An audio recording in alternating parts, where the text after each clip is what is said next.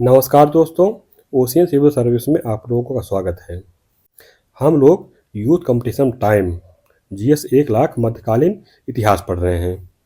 मध्यकालीन इतिहास में आज हम लोग पढ़ेंगे मुगल साम्राज्य। तो सल्तनत काल के बाद जो है सबसे इम्पोर्टेंट चैप्टर जो है मुगल साम्राज्य है। ये थोड़ा बड़ा चैप्टर है, तो चलिए हम लोग इसको पढ़ना प्रारंभ करते हैं। मुगल साम्राज्य में सबसे पहला नाम आता है बाबर का। इसका शासनकाल जो था 1526 लेकर 1530 तक था।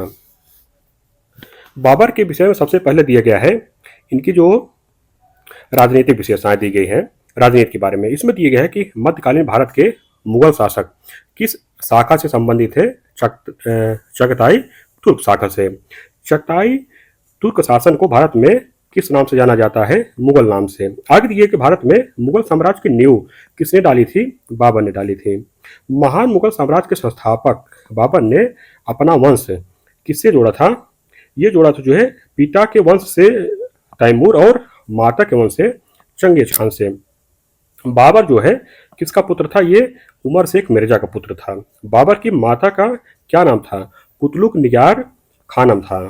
बाबर की नानी जो यूनुस खान मुगल की पत्नी थी और जिन्होंने बाबर के पिता की मृत्यु के पश्चात अपने पोते के लिए हर तरह का प्रबंध किया और षड्यंत्रकारियों को दबाया, उसका क्या नाम था? एहसान दौलत बेगम। आगे दिया गया है कि बाबर का जन्म कब और कहाँ हुआ था। ये इनका जन्म हुआ था 14 फरवरी 1483 ईस्वी में फरगना में। बाबर का पूरा नाम क्या था? जहीरुद्दीन मोहम्मद बाबर था। खानजादा बेगम जो है किसकी बहन थी? बाबर की। बाबर की पत्नी का क्या नाम था? माहम बेगम। बाबर के कितने पुत्र थे? 4 पुत्र थे। हुमायूं, कामरान, अस्करी और हिंदाल थे। मेहदी ख्वाजा कौन था? ये बाबर का बहनोई था। बाबर कहाँ का निवासी था? फरगना का। जिस समय बाबर फरगना के सिंहासन पर बैठा उस समय उसकी उम्र कितनी थी? लगभग 11 वर्ष की थी। किसने बाबर को सर ये पुल के युद्ध में पराजित किया था? साइबानी खान ने। कब? 1502 ईस्वी में। बाबर ने पातशाह की उपाधि कब धारण की थी? 1507 ईस्वी में। बाबर ने सर्वप्रथम पातशाह की पदवी कहाँ धारण की थी? काबुल में। आगे दिए कि बाबर का भारत पर प्रथम आक्रमण किस वर्ष हुआ था? 1519 ईस्वी में बाजौर पर।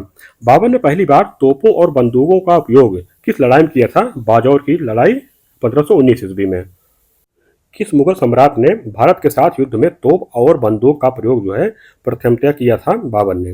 बाबर ने अपनी आत्मकथा में कितने मुस्लिम व हिंदू राज्यों का उल्लेख किया है?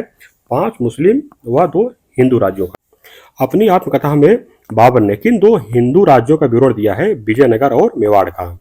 बाबर ने अपनी आत्मकथा में किसे समकालीन भारत का सबसे शक्तिशाली राजा कहा है? कृष्णदेव राय को। बाबर के आक्रमण के समय विजयनगर साम्राज्य का शासक कौन था? कृष्णदेव राय था। बाबर को भारत पर आक्रमण करने का निमंत्रण किस लोधी सरदार ने दिया था? दौलत खां लोधी ने। बाबर को भारत पर आक्रमण करने के लिए आमंत्रित करने वालों से एक आलम खान कौन था? ये जो है इब्राहिम लोदी का संबंधी था तथा वह दिल्ली के राज सिंहासन पर अपनी दावेदारी जताता था। आगे ये पानीपत की प्रथम लड़ाई किस वर्ष हुई थी? 21 अप्रैल 1526 ईस्वी को। पानीपत की प्रथम लड़ाई किसके बीच हुई थी? बाबर और सुल्तान इब्राहिम लोदी के बीच हुई थी। बाबर ने सन 1526 ईस्वी में किस पर विजय प्राप्त करके भारत में मुगल सत्ता की स्थापना की थी? इब्राहिम लोदी पर विजय प्राप्त करके। बाबर के भारत आने के फलस्वरूप इस क्षेत्र में किस राजवंश की स्थापना हुई थी?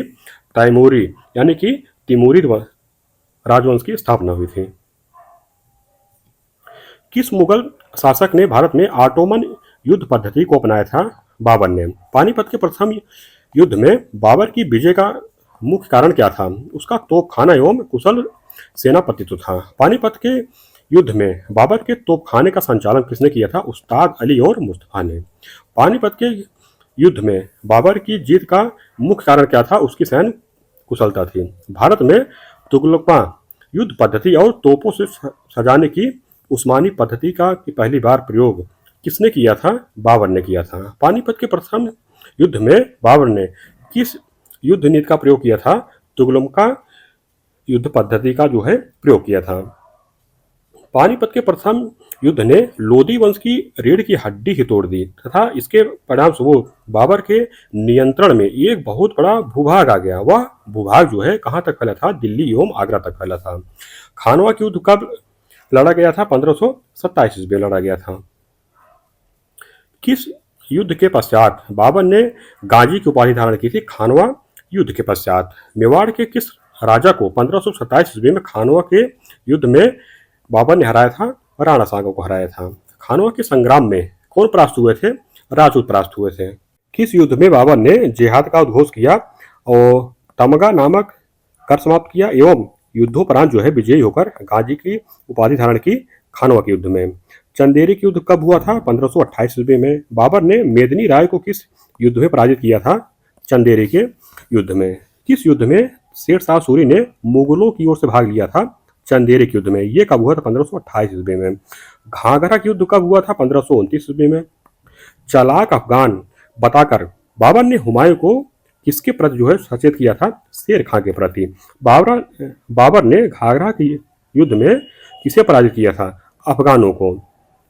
मुगल कालीन भारत का वह पहला युद्ध कौन था जो थल और जल दोनों जगह पर लड़ा गया था?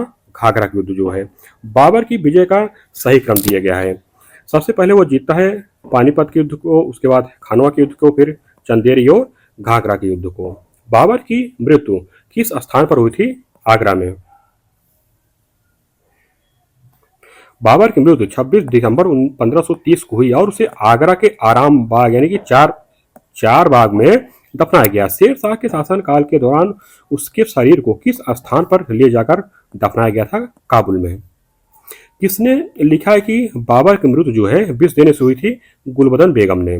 बाबर के साम्राज्य में कौन से क्षेत्र सम्मिलित थे? काबुल का क्षेत्र, पंजाब का क्षेत्र एवं आधुनिक उत्तर प्रदेश का क्षेत्र। किस मुगल बादशाह ने मीर खलीफा नामक पद का सृजन किया था? बाबर ने। भारत में बाबर द्वारा प्रशासनिक सुधार न करने के निम्न कारण थे। कारण दिया गया कि उसके द्वारा काबुल में किए गए सुधार जो है अलोकप्रिय थे और एवं वहां उसे इसी कारण जो है विद्रोह का सामना करना पड़ता था। उसके बाद दिए गए अपने शासनकाल में वो भारत में विजय मुद्दों में व्यस्त रहा और तीसरा कारण है कि वह चाहता था कि अफगान क्षेत्रीय सैन्य सरदारों के रूप में चलते रहे। आगे दिए कि बाबर कालीन स्थापत्य के विषय में सत्य कथन है। कथन दिया गया है कि भारतीय कारीगरों के प्रति प्रशंसा का भाव होने के बावजूद बाबर चाहता था कि भारत में उसके भवनों के निर्माण खुरासानी तथा तैमूरी शैली में हो। अगला कथन है बाबर के सिवार जो है मध्य एशिया से दो कारीगर भारत आए जिनमें एक मीर मीरक कयास और दूसरा जो है उस्ताद शाह मोहम्मद था। आगे ये है मैंने मान सिंह और विक्रमजीत के भवनों का गहराई से निरीक्षण किया। वे अद्भुत हैं, पूरी तरह से पत्थरों के भारी अस्मित टुकड़ों को तराश कर बनाए गए हैं। सभी राजाओं के भवनों में मान सिंह के भवन सबसे उदात और श्रेष्ठ हैं। ग्वालियर के राजभवन को देखने के बाद ये विचार जो है किसने व्यक्त किए हैं? बाबर ने व्यक्त किए हैं। चौखाने वाले उद्यान की परंपरा भारत में किसने प्रचलित की थी? बाबर ने। अयोध्या स्थित बाबरी मस्जिद निर्माण किसने करवाया था? मीर बाकी ने। बाबर ने अपनी आत्मकथा तुजुक ए बाबरी किस भाषा में लिखी थी? तुर्की भाषा में। बाबरनामा के संबंध में सही कथन दिया गया है। कथन में है कि बाबर के स्मरण जो है अत्यधिक साहित्यिक मूल्य का ऐतिहासिक स्रोत है। बाबर ने प्रत्येक अच्छी बुरी घटना का अत्यधिक निष्पक्षता से वर्णन किया है। इसमें आगे कथन दिया गया है कि ऐतिहासिक घटनाएं बाबर के निजी विचारों, मनोभाव और विवेक से इस प्रकार मिल गई हैं कि उन्हें एक दूसरे को अलग नहीं किया जा सकता। आगे दिए है तुजुक ए बाबरी का फारसी में अनुवाद किसके द्वारा किया गया है? पायंदा खां, अब्दुर्रहीम खान खाना और अबू तालिब तुर्बती ने। तुजुक ए बाबरी का अंग्रेजी में अनुवाद किसने किया है? लीडन और इर्स्किन तथा एएस बेवरिज ने। बाबर की आत्मकथा तुजुक के बाबरी का मूल तुर्की भाषा में अंग्रेजी भाषा में अनुवाद किसके द्वारा किया गया है? श्रीमती बेवरिज के द्वारा। बाबर के जीवन वृत्त के विषय में सही कथन दिए है। कथन में है कि बाबर का जीवन वृत्त में समकालीन कार्यों पर प्रकाश डाला गया है और दूसरा कथन है इसमें प्रकृति के प्रति जो है बाबर की रुचि को प्रदर्शित किया गया है। तीसरा है उसने अपने समकालीन लोगों, उनकी अच्छी और बुरी बातों पर प्रकाश डाला है।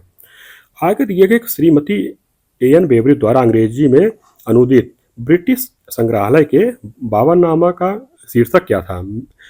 Memoirs of Babar. आगद के खत ए बाबरी नामक एक लिपि शैली का आविष्कार किसने किया था? बाबर ने। रिसाल ए उसज की रचना किसने की थी? बाबर ने।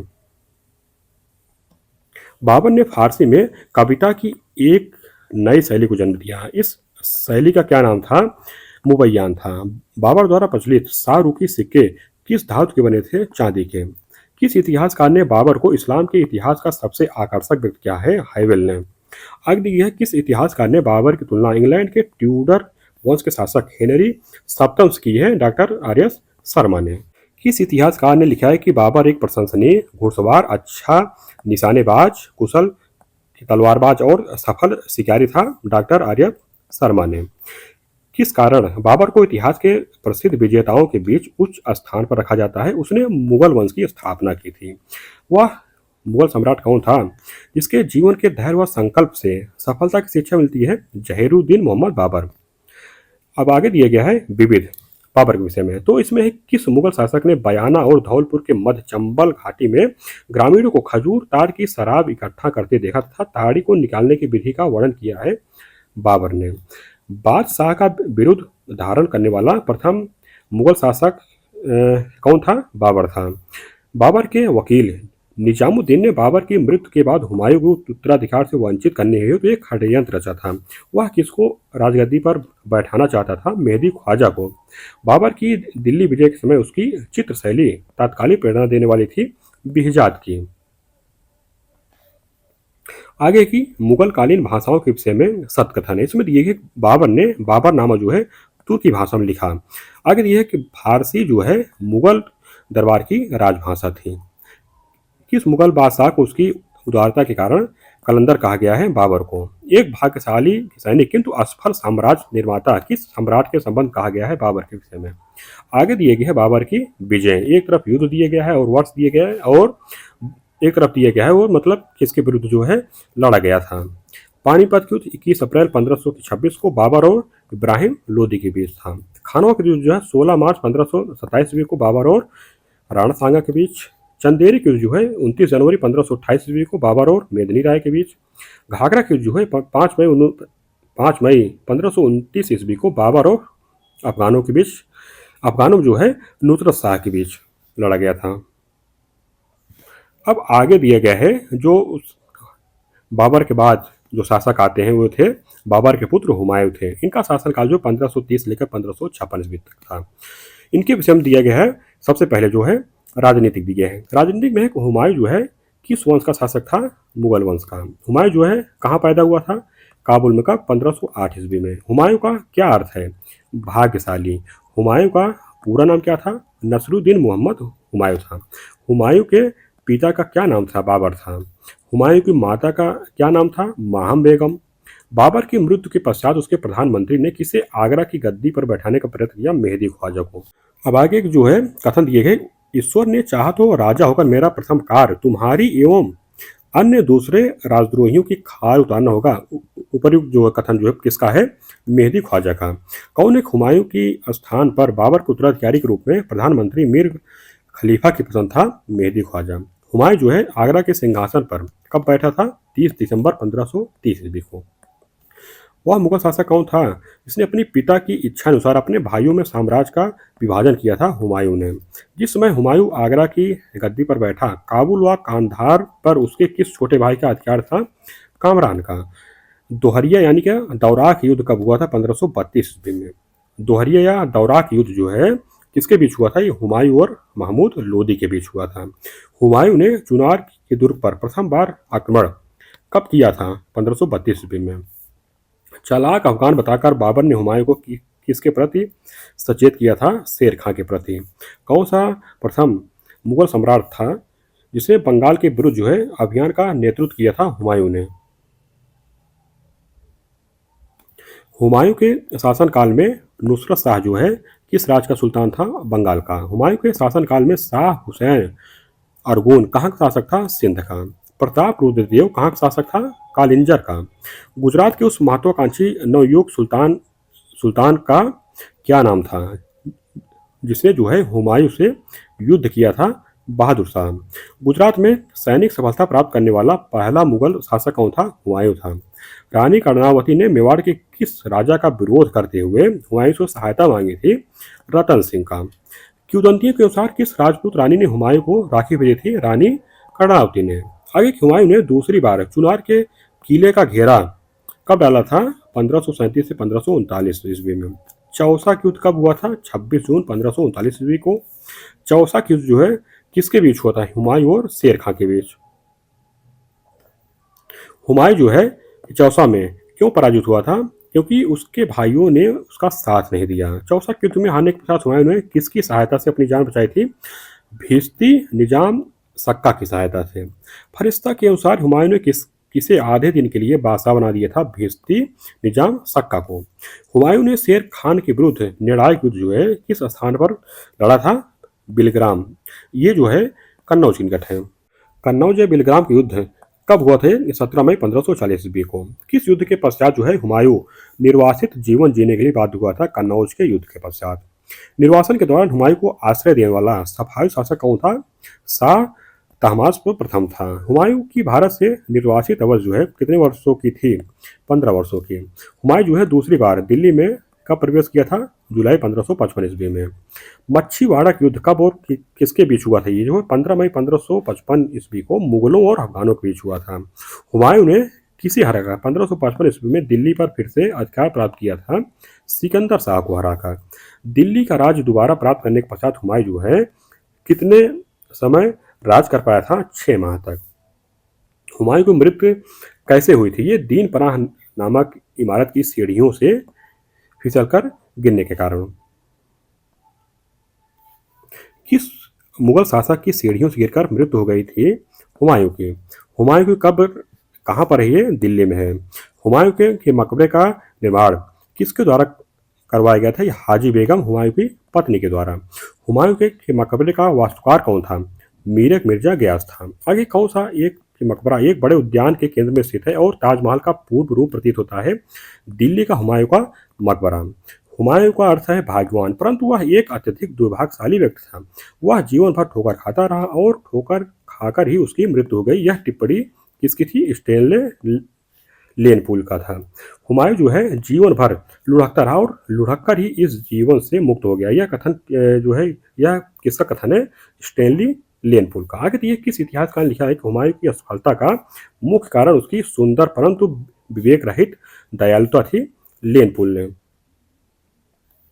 समकालीन स्रोतों में से कौन सा एक खगोल शास्त्र व ज्योतिष शास्त्र के प्रति हुमायूं के अनुराग की चित्रण करता है? कानूनी ए हुमायूं। कानून हुमायूं किसकी रचना है? ख्वांदमीर की है।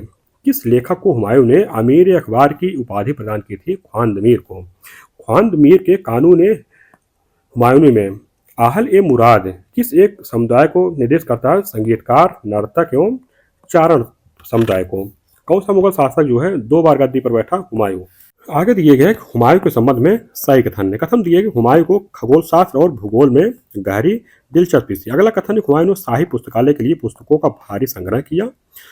अंतिम कथन दिया गया है कि हुमायूं अपने सैन्य अभियानों के दौरान पढ़ने के लिए कुछ चुनी हुई पुस्तकें ले जाया करता था।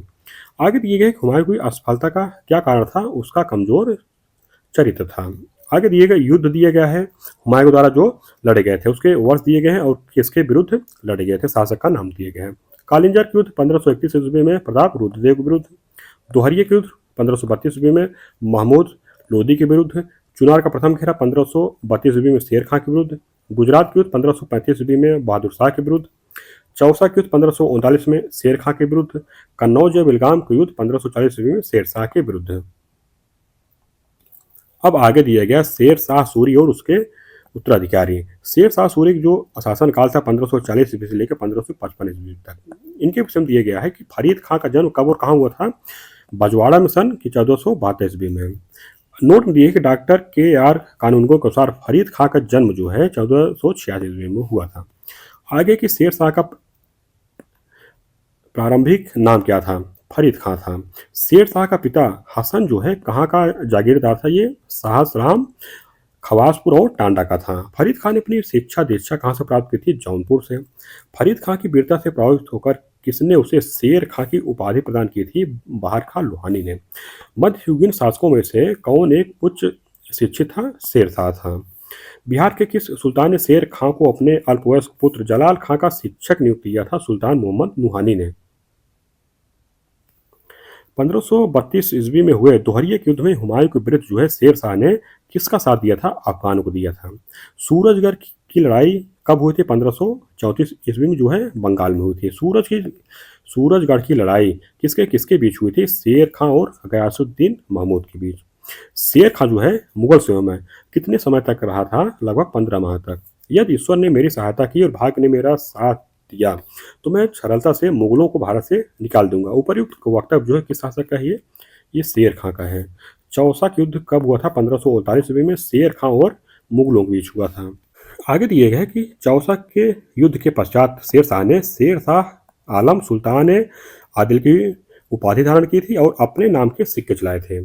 आगे दिए है कन्नौज अथवा बिलग्राम युद्ध कब हुआ था? 1540 ईस्वी में। किन दो शासकों के मध्य 17 मई 1540 ईस्वी में कन्नौज के पास युद्ध हुआ था? शेर शाह एवं हुमायूं के बीच हुआ था। शेर शाह का विधिवत राज्याभिषेक कब और कहाँ हुआ था? 10 जून 1540 ईस्वी को आगरा में हुआ था। सूर्यवंश का संस्थापक कौन था? ये शेरशाह सूरी था। सूर्यवंश ने कितने वर्षों तक शासन किया था? 15 वर्षों तक। ये 1540 से 1555 ईस्वी तक। किसे द्वितीय अफगान वंश का संस्थापक माना जाता है? शेरशाह सूरी को। किस सुल्तान ने पहले हजरते आला की उपाधि अपनाई और बाद में सुल्तान की?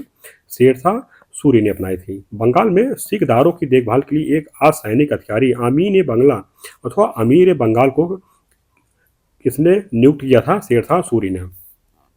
कन्नौज नगर को बर्बाद करके किसने शेर सूर नामक नगर बसाया था? शेरशाह ने। किसने सासाराम में शानदार मकबरा बनवाया था? शेरशाह ने। सासाराम में शेरशाह के मकबरे की योजना किस प्रकार की है? अष्टकोणीय है। सासाराम में शेरशाह सूरी का मकबरा किससे घिरा है? एक तालाब से घिरा है। सासाराम जो है कहाँ पर स्थित है? बिहार में। हसन खां सूर के मकबरे व शेरशाह के मकबरे का वास्तुकार कौन था? अलीवल खान था। पटना नगर की स्थापना किसने की थी? शेरशाह ने। किन दो मुगल शासकों के मध्यवर्ती काल में शेरशाह का शासन था? हुमायूं एवं अकबर के मध्यवर्ती था। हजरत आला की उपाधि किसने धारण की थी? शेरशाह ने। शेरशाह की किस विजय को नैतिक आधार पर सदैव आलोचना की जाती है? रायसेन विजय की। शेरशाह सूरी का अंतिम अभियान किस राज्य के विरुद्ध था? कालिंजर के विरुद्ध। शेरशाह के कालिंजर अभियान के समय वहां का राजा कौन था? कीरत सिंह था। शेरशाह की मृत्यु कहाँ हुई थी? कालिंजर में। शेरशाह को कहाँ दफनाया गया था? सासाराम में। शेरशाह ने किसे अपना उत्तराधिकारी नियुक्त किया था? आदिल खां को। कौन शेरशाह का उत्तराधिकारी हुआ था? इस्लाम शाह। जलाल खां ने कौन सी उपाधि धारण की थी? इस्लाम शाह की। शेरशाह की मृत्यु के पश्चात किसे इस्लाम शाह के नाम से सुल्तान घोषित किया गया था? जलाल खां को।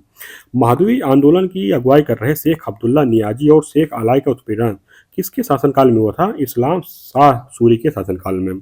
किसने अपनी सैन्य टुकड़ियों को 200, 250 एवं 500 की इकाइयों में विभाजित किया था? इस्लाम शाह व सिकंदर शाह ने। मानकोट के किले का निर्माण किसने करवाया था? इस्लाम शाह ने करवाया था। सरदारों के प्रभाव को कम करने के लिए किस अफगान शासक ने आज्ञा दी थी कि कोई भी सरदार हाथी नहीं रखेगा, नर्तकियां नहीं रखेगा और लाल रंग के खेमे का प्रयोग नहीं करेगा? इस्लाम शाह ने। किस राज्य की तरफ से कानून बनाकर उनको समान बनाया और धर्म के प्रभाव को कानून व्यवस्था से समाप्त करने का प्रयत्न किया था? इस्लाम शाह ने। शेरशाह सूरी द्वारा कौन से सुधार किए गए थे? राजस्व सुधार किए गए थे, प्रशासनिक सुधार किए गए थे, सैनिक सुधार किए थे और मुद्रा प्रणाली में सुधार किए गए थे। शेरशाह सूरी को जाना जाता है नागरिक प्रशासन की प्रणाली का संगठन करने के लिए, पहला रुपया जारी करने के लिए जो 20वीं सदी तक प्रयोग होता रहा और उसने भू राजस्व दर एक तिहाई निर्धारित की और उसने भूमि की पैमाइश कराई और दिल्ली के पुराने किले में किला कोहना मस्जिद का निर्माण कराया। आगे दिए गए शेरशाह के संबंध में सही कथन दिया गया है। कथन में जो दिया गया है कि यात्रा मार्गों पर सुरक्षा सुनिश्चित करने के लिए तथा यात्रियों को सुविधाएं उपलब्ध कराने के लिए उसने राजमार्गों पर नियत अंतराल पर सरायों का निर्माण करवाया दूसरा कथन है कि पूर्ववर्ती काल को मिलावटी धातुओं के खोटे सिक्कों के स्थान पर उसने चांदी तथा तांबे के मानक सिक्कों का चलन आरंभ किया। अब सबसे पहले इसमें दिए गया है सुधार में जो कराए थे राजस्व सुधार दिए गए हैं। तो इसमें है कि जरीवाना नामक कर किसने लागू किया था? शेरशाह ने। आगे दिया गया है कि जरीवाना जो है किस पर एक कर था? जमीन पर। शेरशाह ने भूमि कर निर्धारण के लिए क्या किया था? राय यानी कि फसली की दर की सूची को लागू करवाया था। आगे शेरशाह ने किसके नेतृत्व में भू सर्वेक्षण करवाया था? अहमद खां के नेतृत्व में। आगे दिए कि शेरशाह ने भू राजस्व निर्धारण हेतु भूमि के कितने भागों में विभाजित किया था? 3 भागों में, अच्छी, मध्यम और निम्न में। शेरशाह की सूरी द्वारा प्रारंभ की गई भूमि कर प्रणाली में मूल्यांकन का आधार क्या था? जमीन की सही पैमाइश करना। आगे दिए शेरशाह की कृषि नीति के संबंध में सही कथन है। कथन दिए गए शेरशाह ने बोई गई जमीन की माप पर जोर दिया और शेरशाह ने विभिन्न प्रकार की फसलों पर राज्य के हिस्से के लिए दरें निर्धारित की। प्रत्येक किसान द्वारा दी जाने वाली मात्रा को पट्टा कहे जाने वाले कागज पर लिखवाया। आगे दिए गए कृषकों की सहायता के लिए किस मध्यकालीन भारतीय शासक ने पट्टा एवं कबूलियत की व्यवस्था प्रारंभ की? शेरशाह ने। आगे दिए कि भूमि राजस्व व्यवस्था के अंतर्गत किसानों को पट्टा एवं कबूलियत देने की प्रणाली किसने आरंभ की थी? शेरशाह ने। शेरशाह के शासन के समय किस विभाग का अध्यक्ष जो है राज्य की आय और व्यय की देखभाल करता था? दीवाने वजारत था। शेरशाह के राज्यकाल में आमिल का क्या कार्य था? भू राजस्व हेतु भू मापन करना। आगे दिए कि सीधे रैयत यानी कि किसान से माल गुजारी वसूल करने की प्रथा किसने प्रारंभ की थी? शेरशाह ने। अब आगे दिए कि शेरशाह के शासन के विषय में सही कथन है। कथन दिए गए हैं कि भू राजस्व नगद अथवा अनाज दोनों के रूप में चुकाया जा सकता था। दूसरा कथन है भूमि मापन के कार्यों की देखभाल के लिए शेरशाह ने अहमद खां को नियुक्त किया। तीसरा कथन है शेरशाह के शासनकाल में चांदी को रुपये तथा तांबे के दाम का विनिमय अनुपात जो है 1:64 था। शेरशाह सूरी कहाँ से उपज का केवल चतुर्थांश भूमि कर के रूप में लेता था? मुल्तान से। शेरशाह द्वारा भू राजस्व के अतिरिक्त जनहित के उपयोग हेतु लिए जाने वाले अतिरिक्त कर का प्रतिशत जो है कुल भू राजस्व देय का कितना था? ये जो है 2.5% था। शेरशाह की भू राजस्व पद्धति यानी कि लगान व्यवस्था क्या थी? रैयतवाड़ी थी। आगे दिए कि शेरशाह की लगान व्यवस्था के विषय में सही कथन दिए गए। कथन दिए गए हैं कि उसने लगान के निर्धारण के लिए 3 प्रकार की प्रणालियां यानी कि गल्ला बख्शी अथवा बटाई, नक्शा मुक्ताई अथवा कनकूत और नकदी अथवा जब्ती अपनाई। दूसरा कथन है भूमि के माप के लिए उसने सिकंदरी गज यानी कि 31 अंगुल या 32 इंच एवं सन की डंडी का प्रयोग करवाया। आगे दिए कि यदि शेरशाह 10 या 20 वर्ष और जीवित रहा होता तो जमींदार वर्ग जो है समाप्त हो गया होता। तो और हिंदुस्तान उत्साही एवं परिश्रमी किसानों द्वारा खेती किए जाने वाला था सिंचाई युक्त एक ऐसा विस्तृत भू प्रदेश होता जिसमें कहीं भी झाड़ी या घास न होती। इसमें है कि शेरशाह के विषय में उपर्युक्त कथन किसका है? डॉक्टर कानूनगो का। आगे दिए कि शेरशाह के विषय में सही कथन दिया गया है। कथन में है कि उसका राजस्व सिद्धांत जो है तुर्क और अफगानों का मिला जुला स्वरूप था। दूसरा कथन शेरशाह स्वयं जो है शासन का प्रधान था और शासन की संपूर्ण शक्ति उसमें केंद्रित थी। आगे दिए गया है न्याय सुधार। इसमें है कि शेरशाह की धार्मिक नीति कैसी थी? धार्मिक सहिष्णुता की थी। न्याय करना जो है धार्मिक कार्यों में सर्वश्रेष्ठ है और इसे सभी काफिर और मुसलमान बादशाह स्वीकार करते हैं। इसमें कि उपर्युक्त कथन किस बात से संबंधित है? शेरशाह से। शेरशाह की शासन व्यवस्था के विषय में किसने लिखा है कि शेरशाह के समय में एक वृद्ध स्त्री भी अपने सिर पर आभूषणों से भरी हुई टोकरी के लिए सुरक्षित राज्य के एक कोने से दूसरे कोने तक जा सकती है। अब्बास खां जो है सरवारी ने लिखा है इसको। शेरशाह न्याय कार्य करने के लिए किस दिन बैठता था? बुधवार को। अपनी न्यायप्रियता के लिए प्रसिद्ध किस मध्यकालीन शासक ने सुल्तान उल अदल की उपाधि धारण कर रखी थी? शेरशाह ने। अगला सुधार है प्रशासनिक सुधार। इसमें कि शेरशाह सूरी अपने किस कार्य के लिए सर्वाधिक प्रसिद्ध था? प्रशासनिक सुधार के लिए। सराह ए आजम या सड़क ए आजम नाम से सड़कों का निर्माण किसने कराया था? शेरशाह ने। आगे दिए गए किन अधिकारियों द्वारा शेरशाह सूरी के शासनकाल के परगना प्रशासन की देखभाल की जाती थी? सिकदार और मुंसिफ के द्वारा। आगे की शांति एवं सुरक्षा व्यवस्था के लिए शेरशाह ने कौन सा उपाय अपनाया था? पुलिस विभाग की नीति स्थानीय उत्तरदायित्वों पर आधारित किया था। शेरशाह के शासनकाल में काजी फजीलात कौन था? बंगाल का प्रांतपति था। ब्रह्मजीत गौड़ किस भारतीय शासक का सेनापति था? शेरशाह का। किसने शेरशाह द्वारा निर्मित सरायों को साम्राज्य रूपी शरीर की धमनियां कहा था? डॉक्टर कानूनगो ने। उत्तर की पश्चिम सीमा की सुरक्षा के लिए रोहतासगढ़ नाम का एक दृढ़ किला किसने बनवाया था? शेरशाह ने। झेलम नदी के तट पर स्थित रोहतासगढ़ का दुर्ग किसने बनवाया था? शेरशाह सूरी ने। रोहतासगढ़ दुर्ग का निर्माण जो है किसकी देखरेख में प्रारंभ हुआ था? हैबत खां टोडरमल के। शेरशाह द्वारा निर्मित बंगाल में सोनार गांव की आगरा दिल्ली लाहौर होती है मुल्तान तक जाने वाली सड़क क्या कहलाती थी? सड़क ए आजम। उसने सड़कों पर सुरक्षा सुनिश्चित करने और यात्रियों को सुविधाएं प्रदान करने के लिए राजमार्ग पर 2 कोस की दूरी पर सरायों का निर्माण कराया। यहाँ यात्री बिस्तर और पका भोजन प्राप्त कर सकते थे। बिना पके भोजन की आपूर्ति की भी व्यवस्था थी। उसने ऐसी लगभग 1700 सरायों का निर्माण कराया। यह शासक कौन है? शेरशाह है। शेरशाह ने समूचे साम्राज्य में कितने सरायों का निर्माण करवाया था? 1700 सराय को। आगे ये किसने कहा कि जो भी सराय में आए उसे सरकारी खजाने में उसके पद के हिसाब से भोजन परोसा जाए तथा उसके टट्टू को अनाज और पानी दिया जाए? शेरशाह सूरी ने। शेरशाह के समय कितनी सैनिक चौकियों का विवरण मिलता है? 16 सैनिक चौकियों का। शेरशाह ने सराय में रुकने वाले हिंदू यात्रियों को बिस्तर और भोजन उपलब्ध कराने के लिए किन्हें नियुक्त किया था? ये जो है ब्राह्मणों को। अगला सुधार है सैन्य सुधार। इनके विषय में दिए गए शेरशाह की सैन्य व्यवस्था के विषय में सही कथन दिया गया है। उसने सैनिकों को हुलिया रखने तथा घोड़ों को दागने की प्रथा जो है पुनः प्रचलित की। दूसरा कथन है वह स्वयं जो है सैनिकों की भर्ती करता था। अगला सुधार है मुद्रा सुधार। इसमें दिए किसे सुधरी हुई मुद्रा को स्थापित करने का श्रेय दिया गया है? शेरशाह सूरी को। चांदी का सिक्का रुपया जो है सर्वप्रथम किसने चलाया था? शेरशाह सूरी ने। शेरशाह के रुपये के बारे में किस इतिहासकार ने लिखा है कि यह रुपया वर्तमान ब्रिटिश मुद्रा प्रणाली का आधार है? स्मिथ ने। शुद्ध चांदी का रुपया का आविष्कार किसने किया था? शेरशाह ने किया था। शेरशाह ने किन धातुओं की मुद्राएं चलाई थी? सोने, चांदी और तांबे की। आगे देखिए शेरशाह द्वारा जारी किए गए चांदी के रुपयों का भार कितना था? 178 ग्राम का। शेरशाह द्वारा जारी किए गए तांबे के दाम का भार कितना था? 380 ग्राम था। शेरशाह के समय तांबे के दाम और चांदी के रुपए की विनिमय दर क्या थी? 64:1 थी।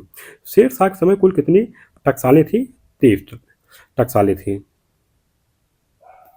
शेरशाह द्वारा चला गया स्वर्ण के निर्मित सिक्का जो है क्या कहलाता था? अशरफ कहलाता था।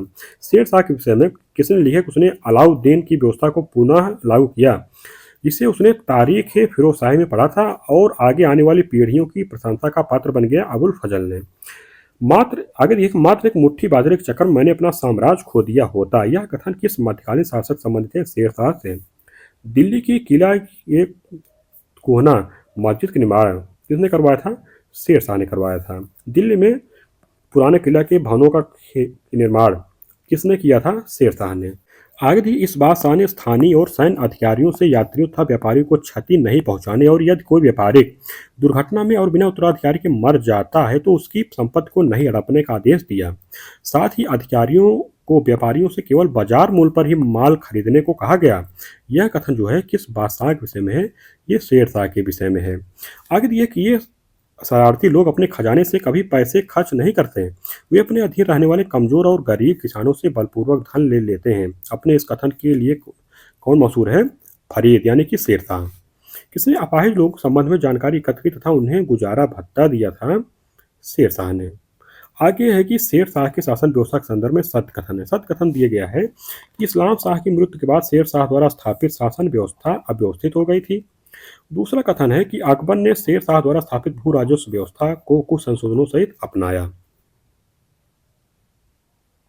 आगे दिए कि शेरशाह के सूरी के विषय में सत्य या सही कथन है। कथन है कि प्रशासन में हिंदवी भाषा का प्रयोग करना शेरशाह के व्यवहारिक ज्ञान का द्योतक है। दूसरा कथन है कि उसने कठोरता से कानून व्यवस्था को लागू किया।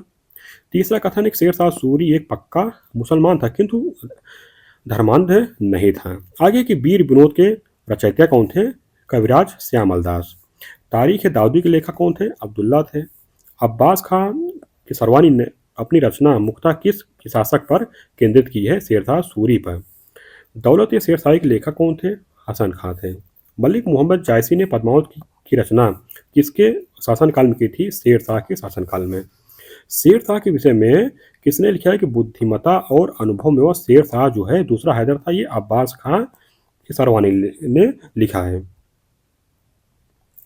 आगे दिए शेर शाह के विषय में किस इतिहासकार ने लिखा है कि बाहर से मुस्लिम और अंदर हिंदू था? ये डॉक्टर कानूनगो ने। किस इतिहासकार का कथन है कि शिवाजी और शेर शाह चरित्र और योग्यता की दृष्टि से ही समान न थे, वरन समान परिस्थितियों में ही उनका विकास हुआ था? ये जो कथन है डॉक्टर के जदनवास जो है सरकार का कथन है। किस शासक को अकबर का अग्रणी यानी कि पथ प्रदर्शक माना जाता है? शेरशाह सूरी को। किस इतिहासकार ने शेरशाह सूरी को अकबर का अग्रणी स्वीकार किया? डॉक्टर आर पी त्रिपाठी ने। शेरशाह को अकबर का पूर्वगामी क्यों कहा जाता है? क्योंकि जो है अकबर ने जो है शेरशाह की नीतियों को लागू किया था। आगे दिए कि मुगलों को शेरशाह की बहुमूल्य देन क्या थी? ये जो है भू राजस्व व्यवस्था थी। आगे दिए कि अकबर ने जब मुगल साम्राज्य को समेकित किया तो उसने अपने प्रतिमान के रूप में किसके प्रशासन व्यवस्था को अपनाया था?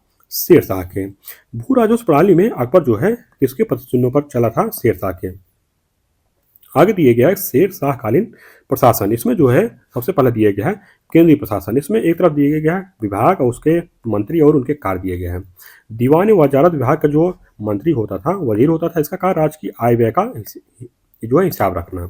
दीवान अर्ज जो है आर्य यानी कि सेना मंत्री था। इसका कार्य जो सेना की भर्ती, रसद और संगठन, वेतन आदि की व्यवस्था करना था। दीवान रसालत ये जो है विदेश मंत्री होता था। इसका कार्य विदेशी राजदूतों का स्वागत पत्र व्यवहार आदि करना था। दीवान इंसा ये जो है दबीर खास था। इसका कार्य जो है साम्राज्य के अंदर सभी प्रकार के पत्र व्यवहार आदेशों को भेजना था। दीवान कजा ये जो है मुख्य काजी था। इसका कार्य न्याय कार्य करना था, जो है सम्राट के पश्चात, मतलब इसका पद था।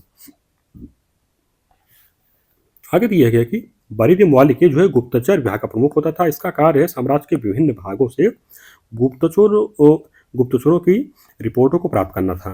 आगे दिए गए सरकार प्रशासन। इसमें जो है सिकदारान ये जो है सरकार का सैनिक अधिकारी होता था। ये जो है प्रमुख सिकदार होता था। इसका कार्य था सरकार यानी कि जिला में शांति बनाए रखना, सिकदारों के कार्य का निरीक्षण करना व मालगुजारी आदि करों की वसूली करने में सहायता करना। आगे है मुंशी पे मुंशी खान। ये जो है न्यायिक अधिकारी होता था। ये जो है प्रमुख मुंशी भी होता था। इसका कार्य जो है न्याय से संबंधित कार्य तथा परगना मुंशियों व अमीनों के कार्य का निरीक्षण करना था। अब आगे दिए गए है परगना प्रशासन। इसमें जो है सबसे पहला अधिकारी था सिकदार। ये जो है परगने का सैनिक अधिकारी होता था और जो है परगने में प्रमुख जो है सिकदार होता था। इसका कार्य है कि परगने में शांति बनाए रखना और सिकदारों के कार्य का निरीक्षण करना व मालगुजारी आदि करों की वसूली करने में सहायता करना। अगला पद था अमीन या मुंसिफ खां। ये जो है नागरिक अधिकारी होते थे। इनका कार्य था दीवानी मुकदमों का निर्णय करना, भूमि की नाप एवं लगान व्यवस्था की देखभाल करना था। अब आगे है फौजदारी। फौजदार कौन होते थे? फौजदार जो होते थे ये परगने के खजांची होते थे। कारकुन ये फारसी और हिंदी के लेखक होते थे। इनका कार्य जो हिसाब किताब लिखना था। कानूनगो ये अर्ध सरकारी अधिकारी होते थे। इनका कार्य कि परगनों के लगान संबंधी मामलों की जानकारी रखना होता था।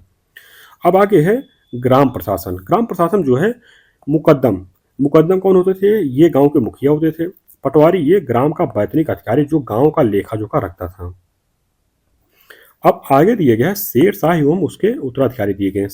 सबसे पहले शेर शाह, इनका शासनकाल 1540 से 45 तक था। इस्लाम शाह 1545 से 53 तक। फिरोज शाह 1553 ईस्वी।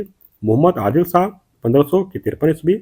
इब्राहिम शाह 1554 ईस्वी। सिकंदर शाह 1555 ईस्वी। अब जो आगे शासक आते हैं मुगल साम्राज्य के, वो हैं अकबर। इनका शासनकाल 1556 ईस्वी से 1605 ईस्वी तक था। इनके विषय में सबसे पहले जो वो दिया गया है वो राजनीतिक विषय दिया गया है। इनमें है कि अकबर जो है किस वंश से संबंधित था? मंगोल वंश से। अकबर का जन्म जो है कब हुआ था? 15 अक्टूबर 1542 ईस्वी को। अकबर का जन्म जो कहाँ हुआ था? ये अमरकोट के राणा बीरसाल के यहाँ। अकबर के माता पिता का क्या नाम था? माता का नाम जो है हमीदा बानो बेगम और पिता का नाम जो हुमायूं था। आगे ये है किस मुगल सम्राट की माँ को मरियम मकानी भी कहा जाता है? अकबर की माँ हमीदा बानो को। अकबर का जन्म हुआ तब हुमायूं जो है किसकी शरण में था? अमरकोट के राजा की शरण में था। जब हुमायूं ने भारत से भागकर पर्सिया के शाह के यहाँ शरण ली, तब उसमें अकबर को किसने संरक्षण प्रदान किया था? अस्करी ने। अकबर का पूरा नाम क्या था? जलालुद्दीन मोहम्मद अकबर था। अकबर अपने बालकाल में कहाँ पर सूबेदार के रूप में कार्य किया था? गजनी और लाहौर में। जिसमें हुमायूं की मृत्यु हुई उसमें बैरम खां और अकबर कहाँ थे? ये सिकंदर सूर का पीछा कर रहे थे। जिसमें अकबर को अपने पिता की मृत्यु का समाचार प्राप्त हुआ, उस समय जो है वह किस स्थान पर था? कलानौर, ये जो कहाँ है? गुरदासपुर पंजाब में है। अकबर को मुगल बादशाह जो है कब घोषित किया गया था? कि 14 फरवरी 1556 ईस्वी को। अकबर का राज्याभिषेक कहाँ पर किया गया था? कलानौर में। जब अकबर का राज्यारोहण हुआ उस समय उसकी आयु कितनी थी? लगभग 13 वर्ष 4 माह थी। मुगल सूबेदार तरदी बेग के भाग जाने के पश्चात आगरा एवं दिल्ली पर किसने अख्तियार किया था? हेमू ने। हेमू जो है किस शासक का प्रधानमंत्री था? मोहम्मद आदिल शाह का। अकबर के नेतृत्व में मुगल सेना व हेमू के नेतृत्व में अफगान सेना के बीच युद्ध कहाँ हुआ था? पानीपत में हुआ था। पानीपत का द्वितीय युद्ध कब हुआ था? 5 नवंबर 1556 ईस्वी में हुआ था। 1556 ईस्वी में दिल्ली को खोने वाला हिंदू शासक कौन था? हेमू था। मध्यकालीन भारत के इतिहास में एकमात्र हिंदू कौन था जिसने दिल्ली के सिंहासन पर अधिकार करके विक्रमादित्य की उपाधि धारण की थी? हेमू यानी कि हेमचंद्र ने। विक्रमादित्य की उपाधि धारण करने वाला हेमू जो है कौन से क्रम का शासक था? 14वां था। पानीपत के अनेक युद्ध हुए। यह जो है किस राज्य में स्थित है? हरियाणा में। बैरम खां कौन था? ये अकबर का संरक्षक था। अकबर जो है बैरम खां के संरक्षण में कब तक रहा था? ये 1556 से 1560 ईस्वी तक। मक्का जाते समय अहमदाबाद के पास पाटन में बैरम खां का वध किसने किया था? एक अफगान ने किया था जो है ये मुबारक खां नूहानी था। अब आगे दिया गया है बैरम खां के विषय में। तो इसमें है कि ये जो है सिया मदावलंबी था और बदख्शा का निवासी था। हुमायूं और अकबर की पूर्ण स्वामी भक्ति से सेवा की थी। पानीपत के द्वितीय युद्ध की विजय का श्रेय जो है मुख्य रूप से बैरम खां को दिया जाता है। उसने मुगल सूबेदार कितर्दी की हत्या का दोष दिया जाता है। 1560 ईस्वी में बैरम खां का पतन हो गया। मक्का जाते समय गुजरात के पाटन नामक स्थान पर एक अफगान दल मुबारक खां ने बैरम खां की हत्या कर दी थी। अब अकबर ने उसके पुत्र अब्दुल रहीम को 1584 ईस्वी में खाने खाना की उपाधि प्रदान की थी। आगे दिए है कि अकबर के शासनकाल में 1560 से 62 के समय को इतिहासकारों द्वारा किस नाम से अभिहित किया गया है? पर्दा शासन या पेटीकोट सरकार के नाम से। पेटीकोट सरकार में कौन कौन शामिल थे? महामनगा थी, आदम खान थे और जीजी अनगा थी। कौन जो है मुगल काल की एकमात्र महिला प्रधानमंत्री थी? महामनगा थी। साम्राज्य विस्तार के क्रम में अकबर का सबसे पहला आक्रमण किस राज्य पर हुआ था? मालवा पर हुआ था। मालवा के शासक बाज बहादुर के विरुद्ध किसके नेतृत्व में आक्रमण किया गया था? अकबर के धाई भाई आदम खां के नेतृत्व में। अकबर ने आदम खां को हटाकर किसे जो है मालवा का सूबेदार नियुक्त किया था? पीर मोहम्मद को। पीर मोहम्मद जो है किस नदी को पार करते समय डूबकर मर गया था? नर्मदा नदी को। आगे है कि अकबर के समय मालवा विजय के लिए कौन उत्तरदायी था? अब्दुल्ला खां उज्बेक था। किस मुगल सरदार को अकबर ने स्वयं मारा था? आदम खां को। महामनगा के पुत्र जो है आदम खां को किसने मारा था? अकबर ने। आगे दिए कि अजमेर में ख्वाजा मोइनुद्दीन की चिश्ती की दरगाह की धार्मिक प्रसिद्धि से प्रेरित होता अकबर दरगाह की प्रथम तीर्थ यात्रा के लिए कब रवाना हुआ था? 1562 ईस्वी में। अकबर के अंतर्गत राजपूताना के किस राज्य ने सबसे पहले मुगल अधीनता स्वीकार की? अम्बेर या आमेर ने। राजा मान सिंह जो है किस राज्य से संबंध रखते थे? अम्बेर या आमेर से। अकबर ने सर्वप्रथम वैवाहिक संबंध जो है राजपूतों के किस वंश से स्थापित किए? कछवाहों से।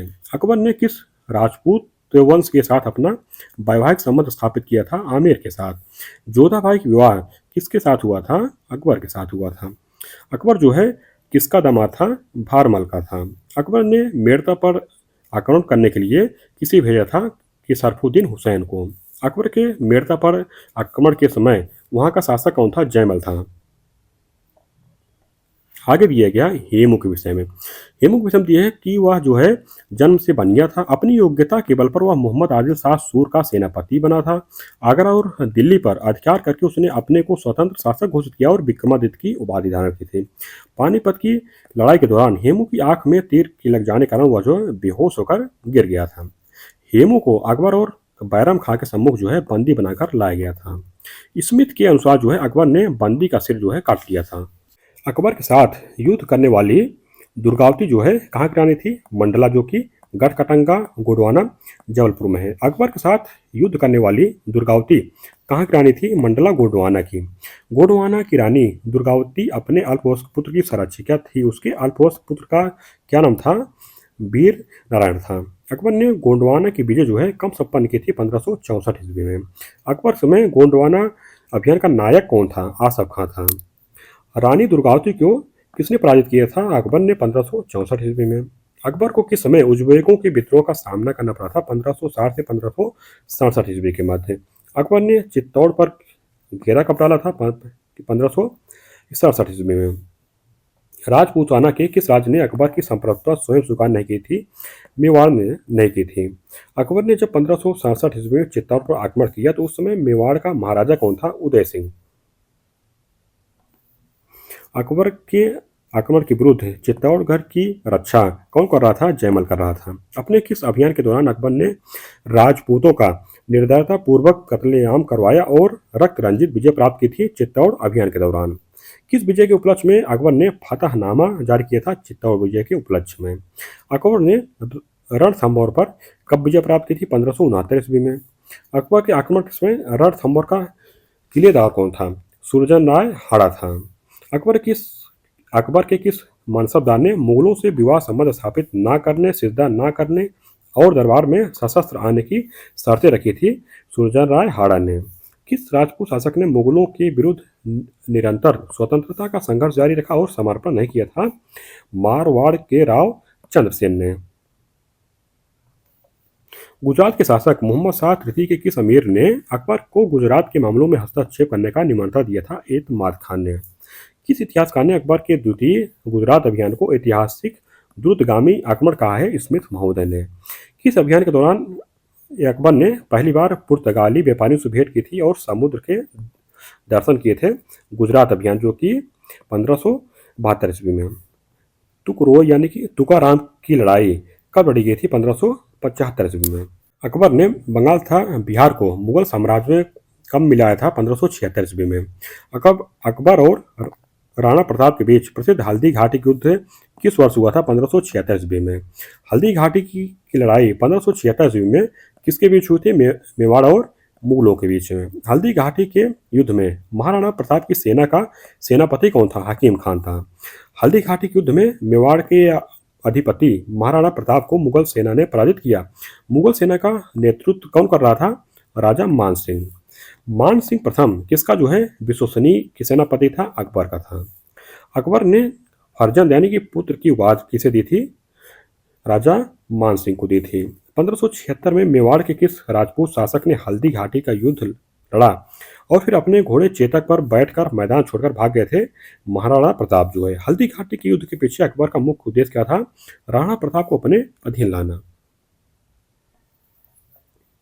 हल्दी घाटी के युद्ध में पराजित होने के बाद भी राणा प्रताप का नाम जो है सम्मान से क्यों लिया जाता है? क्योंकि वह जो है शौर्य एवं देशभक्ति के प्रतीक थे।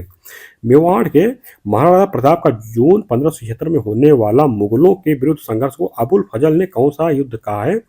खामनोर का युद्ध जो है। मुगल शासक अकबर के अधूरे छोड़े गए मेवाड़ विजय के कार्य जो है किसने पूरा किया? जहांगीर ने। 1580 के ईस्वी में अकबर के सम्मुख जो है सर्वाधिक बड़ा संकट क्या था? असंतुष्ट अमीरों और अधिकारियों द्वारा अकबर के सौतेले भाई मिर्जा हाकिम को अपना शासक घोषित करना। अकबर ने काबुल पर कब अधिकार किया था? 1581 ईस्वी में। काबुल पर अधिकार करने के पश्चात अकबर ने किसे काबुल का सूबेदार बनाया था? बख्तुन्निसा बेगम को। अकबर के शासनकाल के किस वर्ष को इतिहासकार विंसेंट ए स्मिथ ने सर्वाधिक संकटपूर्ण समय माना है? 1581 ईस्वी। अगला आगे दिए गए 1550 ईस्वी में अकबर ने अपनी राजधानी कहाँ स्थानांतरित की थी? लाहौर में। कश्मीर को मुगल साम्राज्य में कब सम्मिलित किया गया था? 1586 ईस्वी में। मुजफ्फर हुसैन की मिर्जा ने मुगलों को कांधार कब सौंपा था? 1595 ईस्वी में। उत्तर की पश्चिम सीमा प्रांत में अकबर की अत्यधिक महत्वपूर्ण उपलब्धि विजय क्या थी? कांधार थी। मुगल काल में भारत और फारस के मध्य संघर्ष का मुख्य कारण क्या था? कांधार था। मुगल बादशाह अकबर द्वारा दक्षिण में कौन कौन से राज्य विजित किए गए थे? खानदेश व अहमदनगर। अकबर ने सर्वप्रथम दक्षिण भारत के किस राज्य पर आक्रमण किया था? अहमदनगर पर। चांद बीबी कहाँ की रानी थी? बीजापुर के। चांद बीबी ने मुगलों के विरुद्ध किस दुर्ग की सफलतापूर्वक रक्षा की थी? अहमदनगर की। महान मुगल सम्राट अकबर के जीवन की अंतिम विजय कौन थी? असीरगढ़ की। अकबर ने असीरगढ़ की विजय कब प्राप्त की थी? 1601 ईस्वी में। अकबर द्वारा कुछ दुर्गों की विजय का सही काल अनुक्रम दिया गया है। इसमें सबसे पहले मेड़ता है, उसके बाद रणथंभौर है, फिर कालिंजर है, उसके बाद सबसे अंतिम में असीरगढ़ है। आगे दिया गया है कि भारत और उज्बेकिस्तान के वह दो शासक कौन थे जो मक्का और मदीना के पवित्र क्षेत्रों की ओर जाने वाले रास्तों को विजय करने हेतु सहमत हुए थे?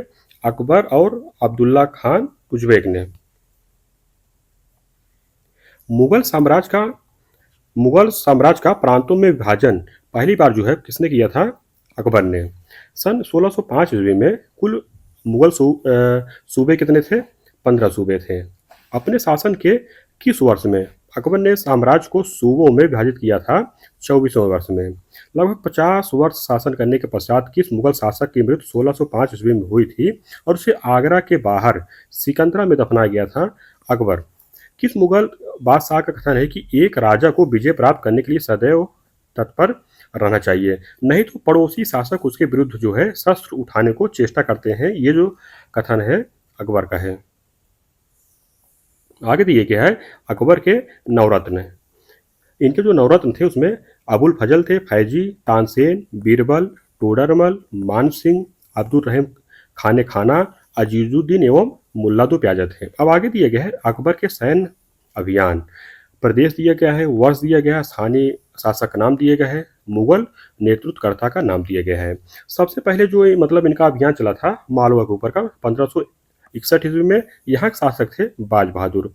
मुगल नेतृत्वकर्ता थे आदम खां और पीर मुहम्मद।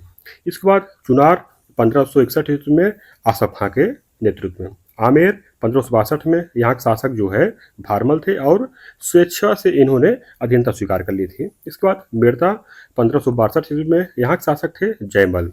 मुगल नेतृत्वकर्ता थे सरफुद्दीन। इसके बाद जो है गोडवाना, ये 1564 ईस्वी में यहाँ के स्थानीय शासक थे वीर नारायण और यहाँ की जो रानी थी रानी दुर्गावती थी और मुगल नेतृत्वकर्ता थे आसफ खान।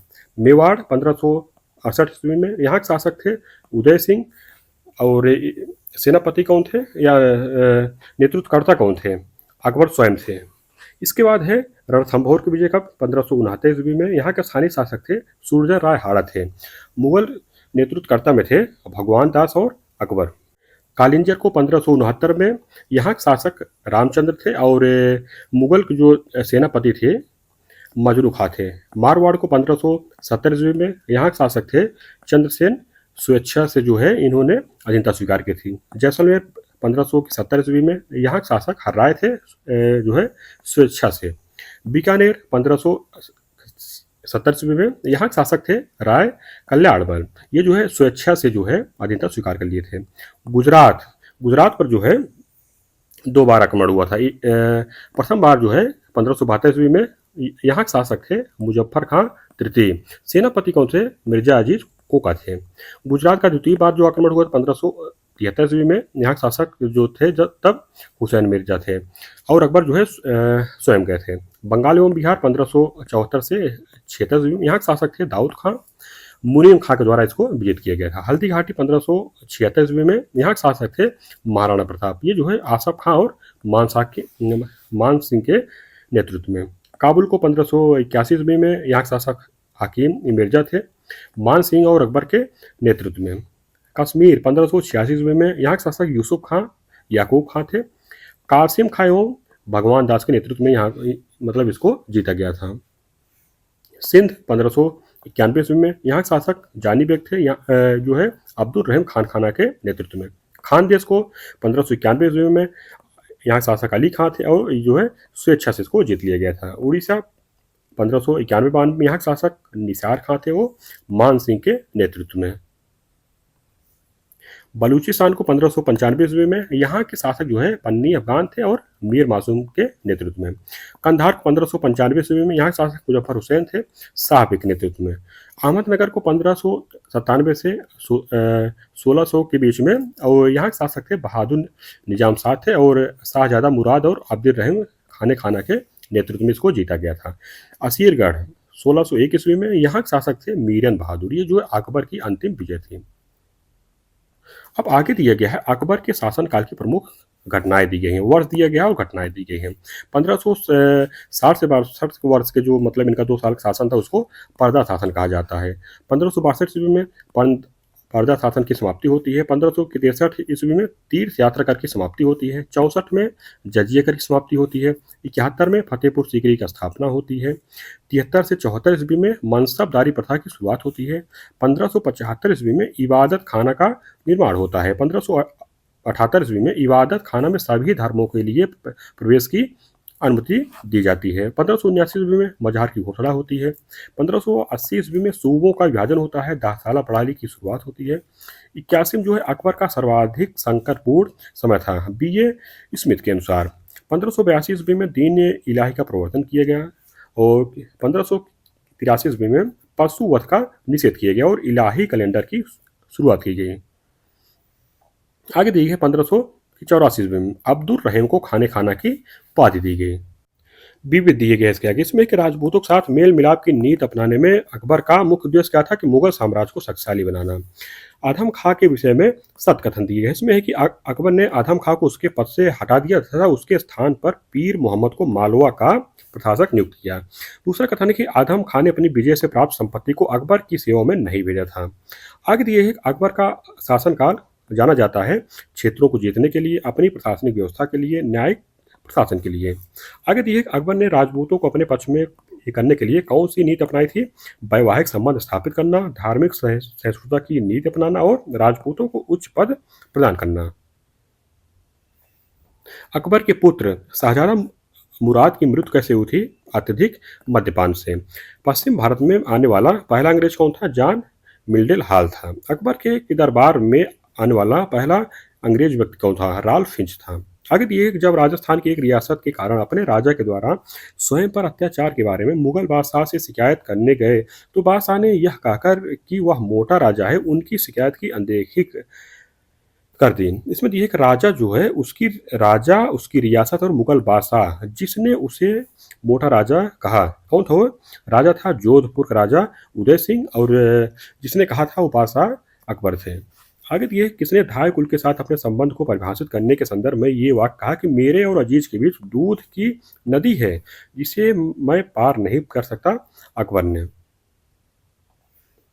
आगे दिए कुछ समय बाद बीबी की दौलत शाह को एक और बेटी पैदा हुई और उसने मतलब बादशाह ने उसका नाम आराम बानू बेगम रखा।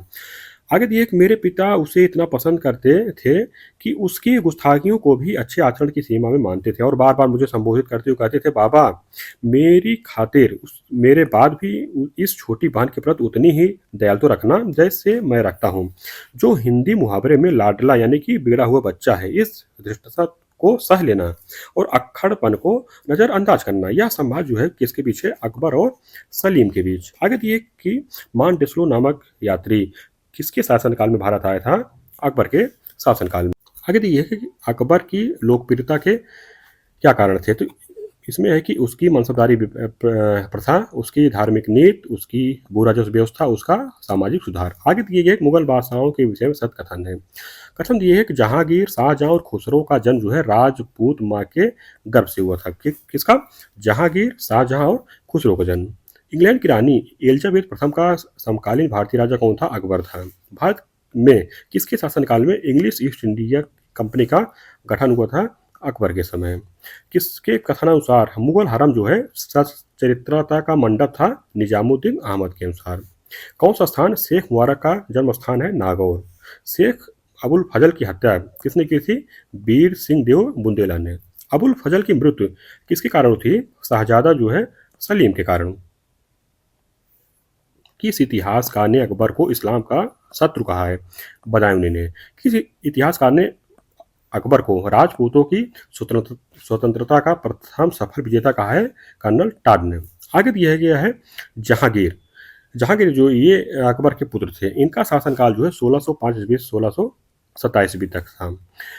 इनके बारे में सबसे पहले दिया गया है राजनीतिक। राजनीतिक में है कि सन 1605 ईस्वी में अकबर की मृत्यु के पश्चात मुगल साम्राज्य की गद्दी पर कौन बैठा था? जहांगीर बैठा था। जहांगीर का राज्याभिषेक कब और कहाँ पर हुआ था? 1605 ईस्वी में आगरा में।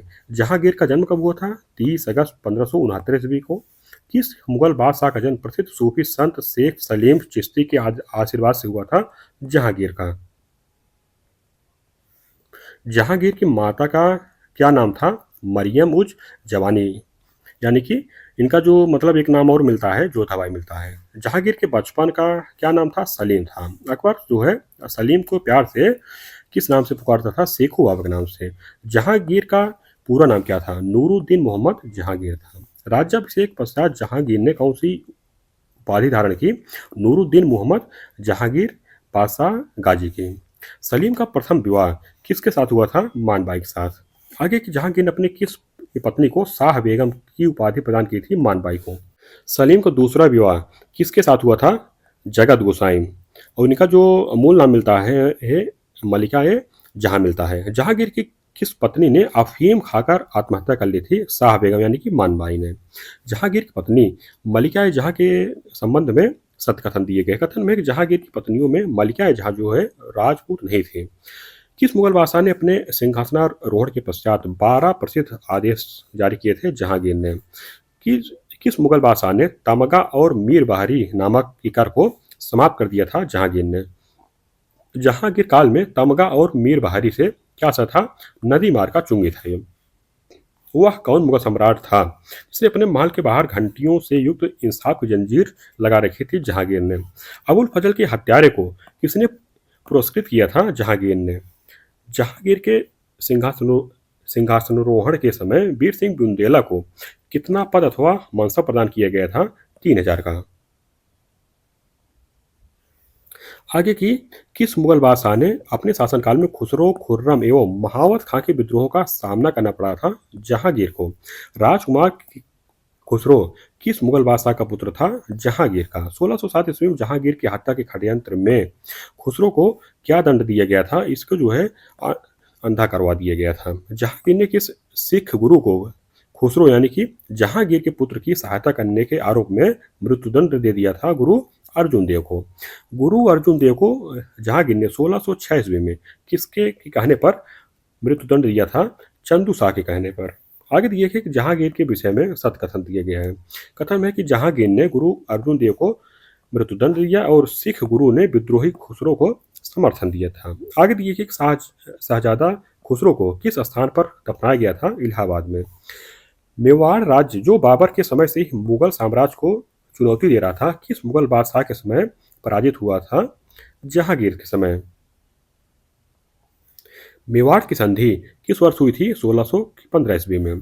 किसके शासनकाल में मेवाड़ राज्य ने मुगलों की संप्रभुता को स्वीकार कर लिया था? जहांगीर के काल में। मुगलों एवं मेवाड़ के राणा के मध्य जो है चित्तौड़ की संधि किस शासक के शासनकाल में हस्ताक्षरित हुई थी? जहांगीर के समय। आगे दिए गए कि मेवाड़ मुगल संधि के विषय में कथन है। इसमें है कि राणा ने मुगल सम्राट की अधीनता स्वीकार कर ली। मुगल सम्राट ने मेवाड़ का समस्त विजित प्रदेश राणा को लौटा दिया और दिए गए चित्तौड़ के दुर्ग की मरम्मत को निषिद्ध कर दिया गया। चौथा कथन है कि राणा को सम्राट के समक्ष उपस्थित होने के लिए बाध्य नहीं किया गया है। पांचवा कथन है कि राजकुमार करण सिंह को मुगल सेवा में उपस्थित रहना था, उससे 5-5 हजार का मनसबदार नियुक्त किया गया। आगे दिए गए 1620 ईस्वी में जहांगीर ने किसके नेतृत्व में कांगड़ा के विरुद्ध अभियान भेजा था? शाहजादा खुर्रम के नेतृत्व में। ये जो है राजा विक्रमाजीत द्वारा जो है अधिकार किया गया था। आगे है कि जहांगीर के शासनकाल में किस नवीन प्रांत का गठन किया गया था? उड़ीसा का। मुगलों और अहमदनगर के बीच संधि कब हुई थी? 1617 ईस्वी में। किस मुगल बादशाह के समय कांधार जो है मुगलों के अधिकार से निकल गया था? जहांगीर के समय। जहांगीर का शासनकाल इतिहास के पन्नों में किस कारण कलुषित काल के रूप में जाना जाता है कि मुगलों ने कांधार का किला खो दिया था? आगे ये है कि शाहजादा खुर्रम यानी कि शाहजहां ने सन 1622 ईस्वी के विद्रोह का संबंध जो है जहांगीर के किस हुक्म से था कि कांधार के ऊपर चढ़ाई का नेतृत्व करना। आगे ये है कि किसने सफलतापूर्वक विद्रोह करके जहांगीर को अपने सैनिक कैंप में बंदी बना लिया था महाउद खान ने। आगे दिए गए है कि जहांगीर के पुत्रों में से किसने नूर जहां ने अपनी शक्ति के प्रारंभिक दिनों में संरक्षण दिया था खुर्रम को। जब ईस्ट इंडिया कंपनी का गठन हुआ था उसमें जो है इंग्लैंड पर किसका शासन था, एलिजाबेथ प्रथम का। जहांगीर द्वारा किस कंपनी को सूरत में कारखाना लगाने को अधिकृत किया गया था, इंग्लिश ईस्ट इंडिया कंपनी को। अंग्रेजों ने सर्वप्रथम अपना व्यापारिक कारखाना कहाँ लगाया था, सूरत में लगाया था। ईस्ट इंडिया कंपनी ने जहांगीर के दरबार में पहले किसे अपना दूत बनाकर भेजा था, विलियम हॉकिंस को। ईस्ट इंडिया कंपनी को भारत में व्यापार करने की आज्ञा सबसे पहले किस सम्राट ने दी थी, जहांगीर ने दी थी। आगे की अंग्रेजों के प्रतिनिधि के रूप में कौन से व्यक्ति व्यापारिक सुविधा प्रदान प्राप्त करने के लिए सम्राट जहांगीर से मिले थे, सर टॉमस रो और हॉकिंस मिले थे।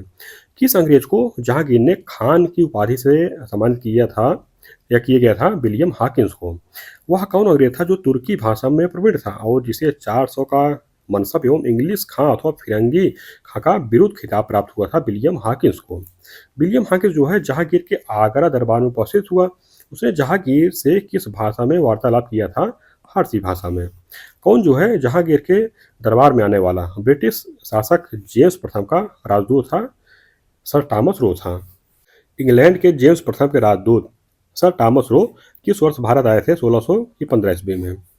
जहांगीर ने टॉमस रो को कहाँ मिलने का अवसर दिया था, अजमेर में। भारत में इंग्लैंड का कौन सा दूत जो है जहांगीर के पीछे अजमेर से मांडू आया था, टॉमस रो आया था। सर टॉमस रो दूत के रूप में किसके न्यायालय या दरबार में आया था, जहांगीर के। सम्राट जहांगीर के दरबार में सर टॉमस रो कितने वर्ष तक रहा था, 3 वर्ष तक। एडवर्ड टेरी किसके शासनकाल में भारत आया था, जहांगीर के समय में। आगे दिए गए कि एक डच पर्यटक जिसने जहांगीर के शासनकाल का मूल्यवान विवरण दिया है वह कौन था, फ्रांसिस्को पेलसट था। डच पर्यटक फ्रांसिस्को पेलसट किसके शासनकाल में भारत आया था, जहांगीर के शासनकाल में। जहांगीर की मृत्यु कब हुई थी, 1627 ईस्वी में। जहांगीर की मृत्यु जो है किस स्थान पर हुई थी, भीमवार नामक स्थान पर। सम्राट जहांगीर को कहाँ दफन किया गया था, लाहौर में। किस मुगल बादशाह का मकबरा भारत के बाहर स्थित है, जहांगीर का। किस मुगल बादशाह ने अपनी आत्मकथा फारसी में लिखा है, जहांगीर के। किस सूफी संत को मुगल सम्राट जहांगीर ने बंदी बनाया था, शेख अहमद सरहिंदी को। कादरी सिलसिला के सूफी संत लाहौर के मियां मीर किसके राजकाल से संबंधित है, जहांगीर के। किसके शासनकाल में पोर्ट्रेट चित्रकला का अत्यधिक विकास हुआ था, जहांगीर के काल में। कौन मुगल सम्राट जो है चित्रकला का उत्कृष्ट मर्मज्ञ था, जहांगीर था। जहांगीर के विषय में किस इतिहासकार ने लिखा है कि वह जहांगीर यानी कि कोमल और निष्ठुर, न्याय और बुद्ध की चंचलता, सुसभ्यता और की पशुता, बुद्धिमत्ता व बचपन का अजीब की मिश्रण था, B.A. स्मिथ ने। अब आगे दिया गया है नूरजहां। नूरजहां के विषय में दिया है कि नूरजहां का वास्तविक नाम क्या था, मेहरुन्निसा था। नूरजहां के जन्म एवं प्रारंभिक जीवन के बारे में जानकारी कहाँ से मिलती है, मोतबिंद खां कृत इकबाल नामा ए जहांगीर से। नूरजहां के पिता का क्या नाम था, मिर्जा गयास बेग था। नूरजहां की माता का क्या नाम था, असमत बेगम। 1585 ईस्वी में गयास बेग को कहाँ का दीवान नियुक्त किया गया था, काबुल का। सिंहासन आरोहण के पश्चात जहांगीर ने मिर्जा गयास बेग को किस की पदवी से सम्मानित किया था, इत्मादुद्दौला। 1594 ईस्वी में मेहरुन्निसा का विवाह किसके साथ हुआ था, अली कुली के साथ। अली कुली को शेर अफगान की उपाधि किसने प्रदान की थी, जहांगीर ने। जहांगीर से मेहरुन्निसा का विवाह जो है कब हुआ था, 1611 ईस्वी में। वह मुगल बेगम कौन थी, इसने अपने विवाह के अवसर पर नूर महली नामक एक अत्यंत सुंदर पोशाक का निर्माण करवाया था, नूरजहां ने। जहांगीर ने मेहरुन्निसा से विवाह के पश्चात उसे कौन सी उपाधि प्रदान की, नूर महल एवं नूरजहां। वह मुगल बेगम कौन थी जिसका नाम जो है फरमानों और सिक्कों का या सिक्कों पर उल्लिखित मिलता है नूरजहां का नाम। जहांगीर के विवाह के पश्चात नूरजहां ने किस दल का निर्माण किया था? जुनता दल यानी कि नूरजहां गुट का। जुनता दल के प्रमुख सदस्य कौन थे? इत्तेमादुद्दौला थे, असमत बेग, आसम खां और शहजादा खुर्रम। किस इतिहासकार ने नूरजहां के जुनता वाले सिद्धांत की आलोचना की है? प्रोफेसर एम नूरुल हसन ने। नूरजहां ने शेर अफगान के उत्पन्न अपनी पुत्री का विवाह जो है किस मुगल शहजादे के साथ किया था? शहरयार के साथ। नूरजहां ने किसे जहांगीर का उत्तराधिकारी नियुक्त किया था? शहरयार को। आगे दिए अपने प्रभुत्व के प्रारंभिक वर्षों में नूरजहां ने जहांगीर के किस पुत्र को संरक्षण प्रदान किया था? खुर्रम को। नूरजहां ने पेंशन भोगी बनकर अपना अंतिम जीवन जो है कहाँ कहाँ पर व्यतीत किया था? लाहौर में। नूरजहां को प्रतिवर्ष कितने रुपए पेंशन दी गई थी? 2 लाख रुपए की पेंशन दी गई थी। नूरजहां के चरित्र की मुख्य विशेषता क्या थी? कि उसकी अत्यधिक महत्वाकांक्षा थी। इत्र बनाने की विधि का आविष्कार किसने किया था? असमत बेग ने। ये जो है नूरजहां की मां थी। अगले शासक हैं शाहजहां। इनका शासनकाल जो है 1627 ईस्वी से 1658 ईस्वी तक था। इनके विषय में दिया गया है राजनीतिक। राजनीतिक इनके जो काल था इसमें कि शहजादा खुर्रम यानी कि शाहजहां का जन्म जो है कब और कहाँ हुआ था? 5 जनवरी 1592 को लाहौर में। खुर्रम यानी कि शाहजहां की माता का क्या नाम था? जगत गोसाई यानी कि जोधाबाई या मानमती। शाहजहां का पालन पोषण किसकी देखरेख में हुआ था? रुकैया बेगम की देखरेख में। खुर्रम की विवाह किससे हुआ था? अर्जुमंद बानो बेगम से। मुगल कालीन कौन कौन महिला इतिहास में मुमताज महल के नाम से जानी जाती है? अर्जुमंद बानो बेगम। शाहजहां की पत्नी मुमताज महल से कुल कितनी संतानें पैदा हुई थी? 14 संतानें। शाहजहां की कुल 14 संतानों में से कितनी संतानें जीवित बची थी? 7 संतानें थी। इसमें आगे दिए शाहजहां की जीवित संतानें, उनका जो नाम दिया गया है जहां आरा बेगम, दारा सिको, शाह शुजा, रोशन आरा, औरंगजेब, मुराद बख्श और कोहन आरा। आगे शाहजहां का ज्येष्ठ पुत्र कौन था? दारा सिको। किस इतिहासकार ने दारा को लघु पर कहा है? लेन फूल ने। दारा सिको जो है सूफियों की किस परंपरा से प्रभावित था? कादरी परंपरा से। वह सूफी संत कौन थे जो दारा सिको के आध्यात्मिक गुरु थे? मुल्ला शाह थे। शाहजहां ने किसे शाह बुलंद इकबाल की पदवी प्रदान की थी? दारा सिको को। वीरता एवं साहस के लिए शाहजहां द्वारा बहादुर की पदवी किसे दी गई थी? औरंगजेब को। जब खुर्रम यानी कि शाहजहां ने विद्रोह किया था तब उसने जमानत के रूप में जहांगीर के पास अपने किन पुत्रों को भेजा था? दारा और औरंगजेब को। जहांगीर की मृत्यु के समय शाहजादा खुर्रम किस स्थान पर था? दक्षिण भारत में। जहांगीर ने खुर्रम को शाहजहां की उपाधि कब प्रदान की थी? 1622 ईस्वी में दक्षिण विजय के बाद। जहांगीर की मृत्यु के पश्चात आसम खान यानी कि शाहजहां का ससुर एवं ख्वाजा अबुल हसन ने किसे सिंहासन पर बैठा था? दावर बख्श को। किस मुगल शहजादे को समकालीन इतिहासकारों ने उचित ही बलि का बकरा कहा है? दावर बख्श को। शाहजहां का आगरा में भव्य राजारोहण कब संपन्न हुआ था? 6 फरवरी 1928 को। गद्दी पर बैठने के पश्चात शाहजहां ने कौन सी उपाधि धारण की थी? अबुल मुजफ्फर सिहाबुद्दीन मोहम्मद साहिब किराने सानी की। खाने जहां लोदी के विद्रोह किस मुगल शासन के समय हुआ था? शाहजहां के समय। आगे दिए गए खाने जहां का मूल नाम क्या था? पीर मोहम्मद। अफगान के सरदार खाने जहां लोदी की शाहजहां से नाराजगी का मुख्य कारण क्या था? तो दक्षिण की सूबेदारी, महावत खान को और स्वतंत्रता की उसकी प्रवृत्ति। आगे दिए गए कि जुझार सिंह बुंदेला का विद्रोह किस मुगल शासक के समय हुआ था? शाहजहां के समय। जुझार सिंह बुंदेला ने अपनी राजधानी कहाँ बनाई थी? ओरछा में। आगे दिए कि नूरपुर के जमींदार जगत सिंह का विद्रोह किस मुगल बादशाह के समय हुआ था? शाहजहां के समय। आगे है कि किस मुगल बादशाह ने धार्मिक और राजनीतिक कारणों के साथ साथ स्थानीय उपद्रव की वजह से पुर्तगालियों को समाप्त करने का आदेश दिया था? शाहजहां ने। शाहजहां पुर्तगालियों के दमन हेतु क्यों इच्छुक था? क्योंकि पुर्तगालियों की बढ़ती उद्दंडता के कारण और लोगों को ईसाई बनाने की उनकी प्रवृत्ति और उनकी लूटमार की प्रवृत्ति के कारण। शाहजहां के शासनकाल में पुर्तगाली भारत में कहाँ पर बसे हुए थे? बंगाल में। बंगाल के प्रमुख बंदरगाह हुगली से पुर्तगालियों को निष्कासित करने वाला मुगल बादशाह कौन था? शाहजहां था। पुर्तगालियों के विरुद्ध शाहजहां ने किस नगर का घेरा डाला था? हुगली का। ईस्ट इंडिया कंपनी को बंगाल में व्यापारिक सुविधाएं प्रदान करने वाला मुगल बादशाह कौन था? शाहजहां था। कौन शाहजहां के शासनकाल में अधिकांश समय तक जो है दक्कन का गवर्नर रहा था? औरंगजेब। 1636 ईस्वी में मुगलों और बीजापुर के मध्य जो है संधि हुई, और इस संधि के परिणाम स्वरूप कितने वर्षों तक शांति रही थी? 20 वर्ष तक। शाहजहां के शासनकाल में किस दक्षिण भारतीय राज्य को मुगल साम्राज्य में मिला लिया गया था? अहमदनगर को। सन 1639 ईस्वी में शाहजहां द्वारा सूरत के गवर्नर के दुष्कर्मों के विषय में यह स्पष्ट बात बताने के लिए व्यापारी समुदाय के प्रतिनिधियों को बुलाया गया था। सम्राट के सम्मुख साक्ष्य देने के लिए कौन प्रस्तुत हुआ था? बिरजी बोहरा। शाहजहां के काल में दक्कन की भूमि कर व्यवस्था में महत्वपूर्ण सुधार करने वाला अमीर कौन था? मुर्शिद कुली खां था। सुप्रसिद्ध कोहिनूर हीरा शाहजहां को किसने उपहार में दिया था? मीर जुमला ने। मीर जुमला का वास्तविक नाम क्या था? मीर मोहम्मद सैयद था। इब्राहिम शाह की मृत्यु के पश्चात बीजापुर के सिंहासन पर कौन आसीन हुआ था? मोहम्मद आदिल शाह। शाहजहां के शासनकाल में दक्कन और गुजरात के भीषण दुर्भिक्ष पड़ा था। इस दुर्भिक्ष की भयंकरता का वर्णन जो है किस अंग्रेज व्यापारी ने किया है? पीटर मुंडी ने। वह कौन प्रथम मुगल शासक था जिसमें अकाल के समय सभी प्रकार की सुविधा की व्यवस्था की थी? शाहजहां ने।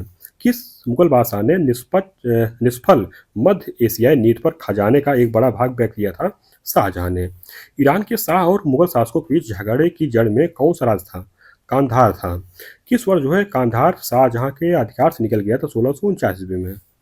शाहजहां के काल में कांधार की स्थिति के विषय में सत कथन दिए गए हैं। कथन में है कि सामरिक महत्व के केंद्र के दृष्टिकोण से कांधार के निकल जाने से मुगल साम्राज्य को एक बड़ा धक्का पहुंचा। आखिर शाहजहां के बल्ख अभियान का क्या उद्देश्य था? कि काबुल की सीमा से सटे बल्ख और बदख्शा में एक मित्र शासक को लाना।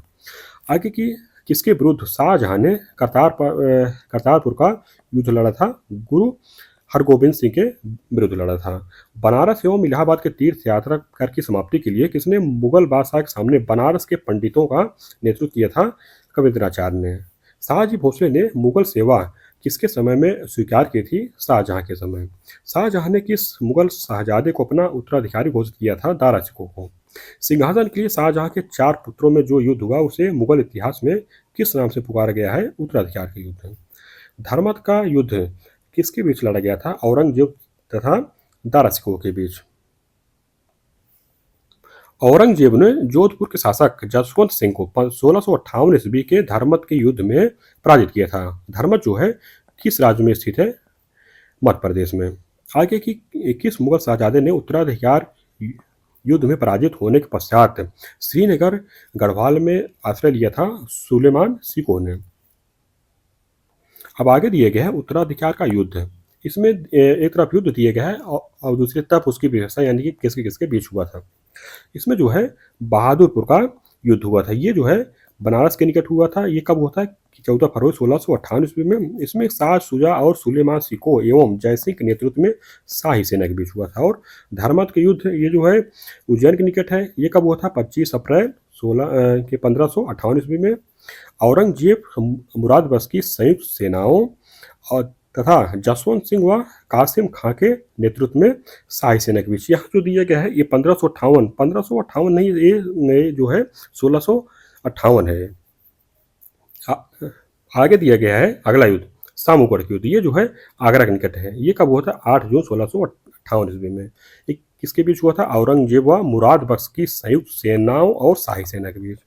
आगे है खजुआ का युद्ध। ये कहाँ है? इलाहाबाद के निकट है। ये कब हुआ था युद्ध? 3 जनवरी 1659 ईस्वी के औरंगजेब और शाह शुजा की सेनाओं के बीच हुआ था। सबसे अंतिम युद्ध है देवराय का युद्ध। ये जो है अजमेर के निकट है। ये कब हुआ था? 12 मार्च 1659 ईस्वी को दारा और औरंगजेब की सेनाओं के बीच हुआ था।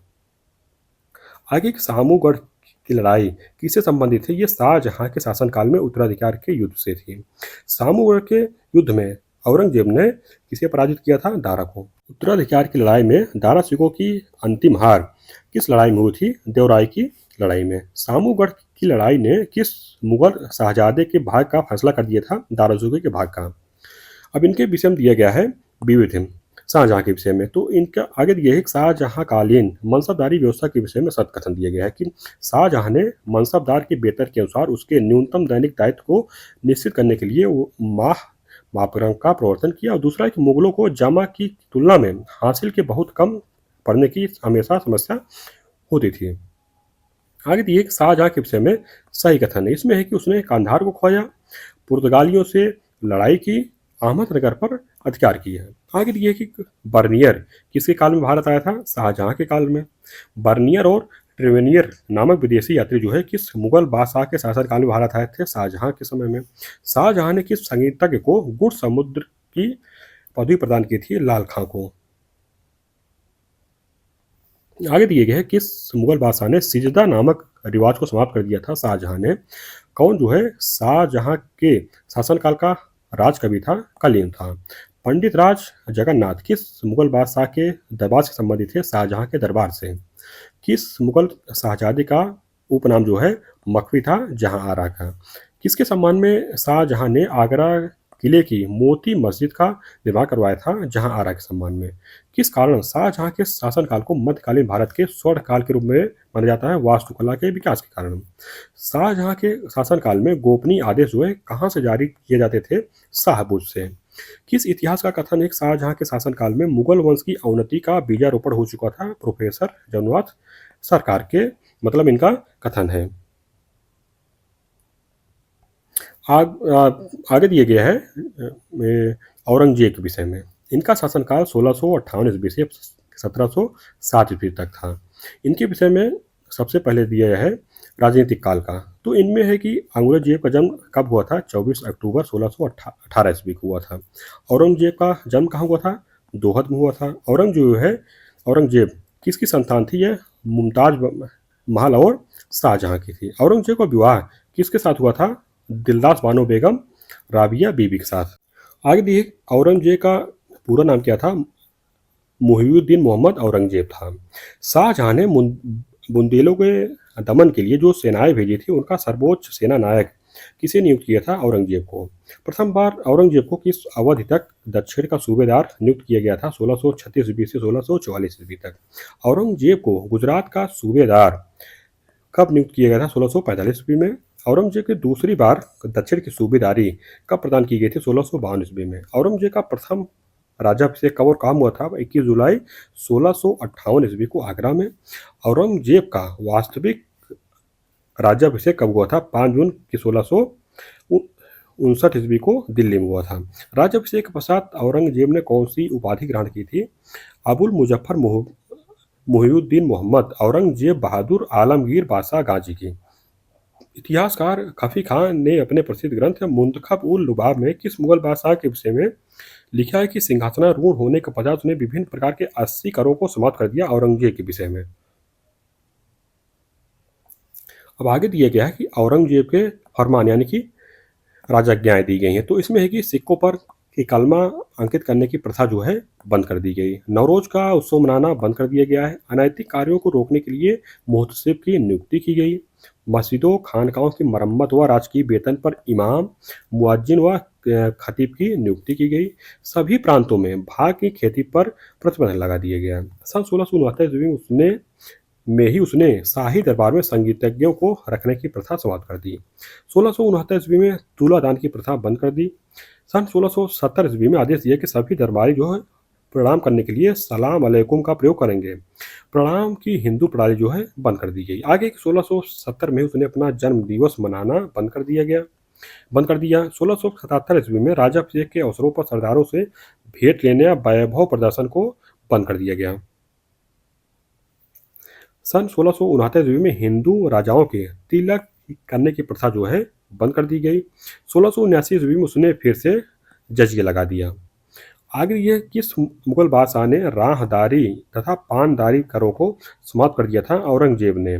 किस मुगल बादशाह का 2 बार राज्याभिषेक हुआ था? औरंगजेब का। आगे दिए औरंगजेब ने पूर्वी प्रांतों यानी कि असम, कूच बिहार, अराकान आदि के विद्रोही जमींदारों का दमन करने के लिए किसे भेजा था? मीर जुमला को। औरंगजेब ने मीर जुमला को कहाँ का गवर्नर नियुक्त किया था? बंगाल का। मीर जुमला की मृत्यु के बाद औरंगजेब ने बंगाल का गवर्नर किसे नियुक्त किया था? साइद ताखा को। किस मुगल सूबेदार शाइस्ता खान ने अपना अंगूठा कहाँ खोया था? लाल महाल यानी कि पूना में। औरंगजेब के किस पुत्र ने विद्रोह करके राजपूतों के विरुद्ध अपने पिता की स्थिति जो है दुर्बल कर दी थी? अकबर ने। औरंगजेब की उत्तर पश्चिमी सीमांत नीति का मुगलों पर क्या प्रभाव पड़ा था? तो मराठों ने आसातीस जो है सफलताएं प्राप्त की थी। राजा जयसिंह ने पुरंदर के दुर्ग की घेराबंदी क्यों की थी? क्योंकि यह शिवाजी के क्षेत्रों के मध्य में स्थित था एवं वहीं उनका परिवार व खजाना रखा था। औरंगजेब ने 1660 ईस्वी में शिवाजी को नियंत्रण में करने के लिए किसे दक्कन का सूबेदार नियुक्त किया था? शाइस्ता खां को। औरंगजेब द्वारा 1660 ईस्वी में किसको शिवाजी की बढ़ती हुई शक्ति का दमन करने के लिए नियुक्त किया गया था? शाइस्ता खां को। किस मुगल सेनापति के साथ शिवाजी ने 1665 ईस्वी में पुरंदर की संधि पर हस्ताक्षर किए थे? जयसिंह के साथ।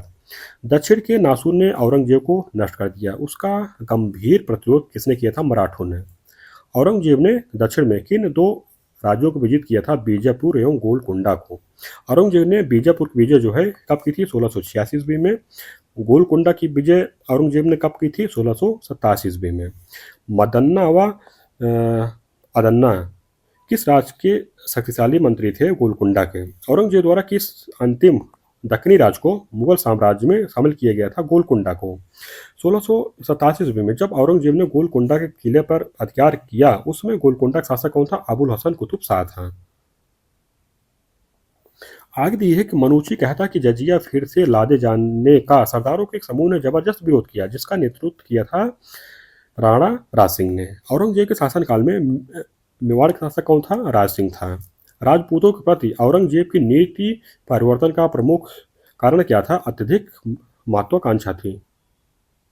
आगे दिए है कि एक राजपूत राजा ने औरंगजेब की धार्मिक नीति के बारे में एक चेतावनी लिखित रूप से भेजी थी, उसका क्या नाम था? जोधपुर के महाराजा जसवंत सिंह। बहादुर राजपूत सरदार इसने मारवाड़ को औरंगजेब द्वारा कब्जा करने से बचाया, वह कौन था? दुर्गादास था।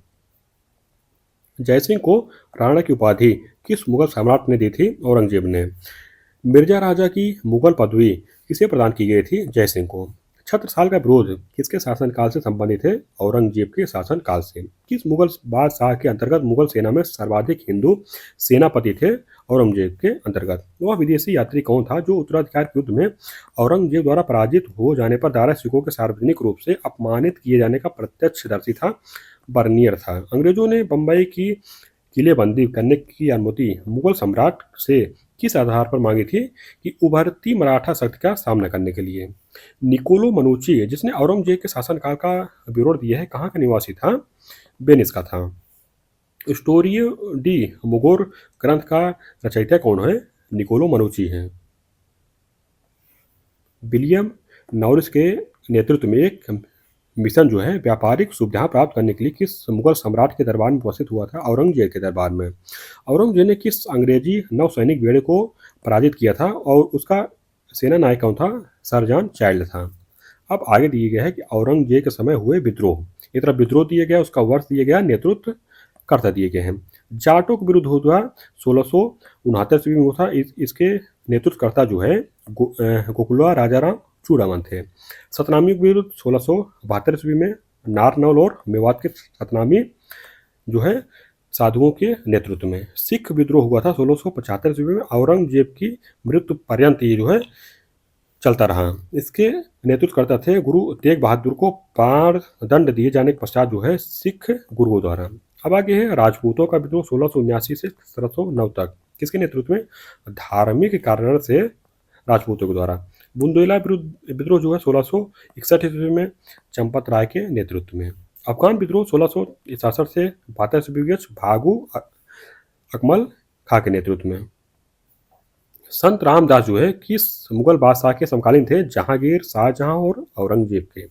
औरंगजेब के शासनकाल में जिन सतनामियों ने बगावत कर नारनौल शहर पर अधिकार कर लिया, वे किसके अनुयायी थे? रविदास के।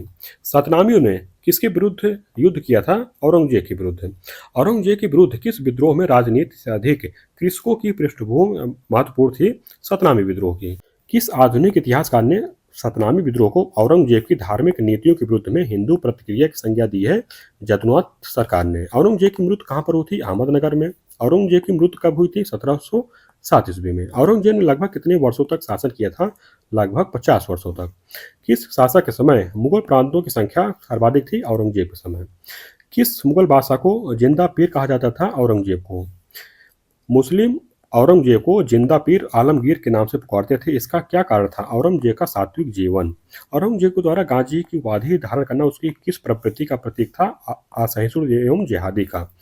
किस मुगल शासक के शासनकाल में जजिया पुनः लगाया गया था? औरंगजेब के शासनकाल में।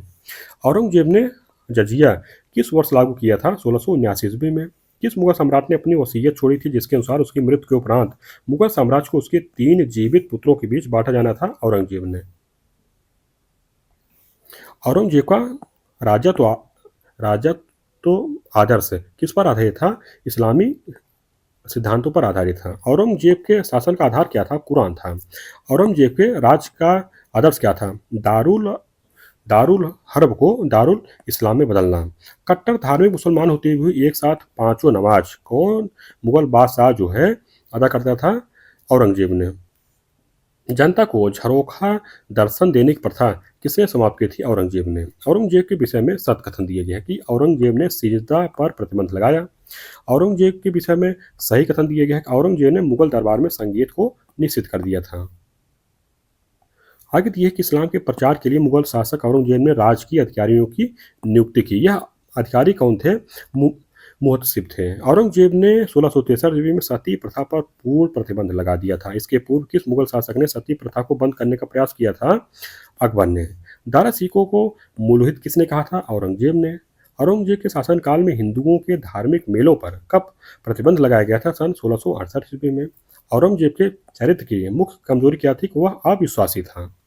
औरंगजेब के विषय में सत्कथन दिए गए कि वह कठोरतम मुगल शासक था। औरंगजेब की मृत्यु के पश्चात बंगाल जो है किसके नेतृत्व में मुगल साम्राज्य से लगभग स्वतंत्र हो गया था? मुर्शिद कुली खां के नेतृत्व में।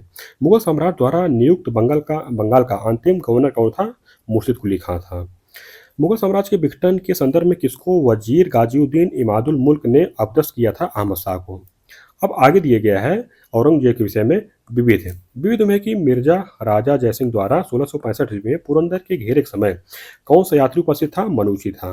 मेहरुनिसा, जेबुनिसा, जिंतुनिसा, बदरुनिसा तथा जुब्तुन्निसा किस मुगल बादशाह की पुत्रियां थी? ये सब औरंगजेब की थी। औरंगजेब ने किसको साहिबात उज जमाने की उपाधि प्रदान की थी? जहांआरा को। कौन मुगल बादशाह बीड़ा बजाने में निपुण था? औरंगजेब। औरंगजेब के बारे में सही कथन दिए गए कि उसने सीमावर्ती लड़ाइयाँ लड़ी और उसने सतनामी विद्रोह का दमन किया। समानतः उसने राजपूतों पर विश्वास नहीं किया।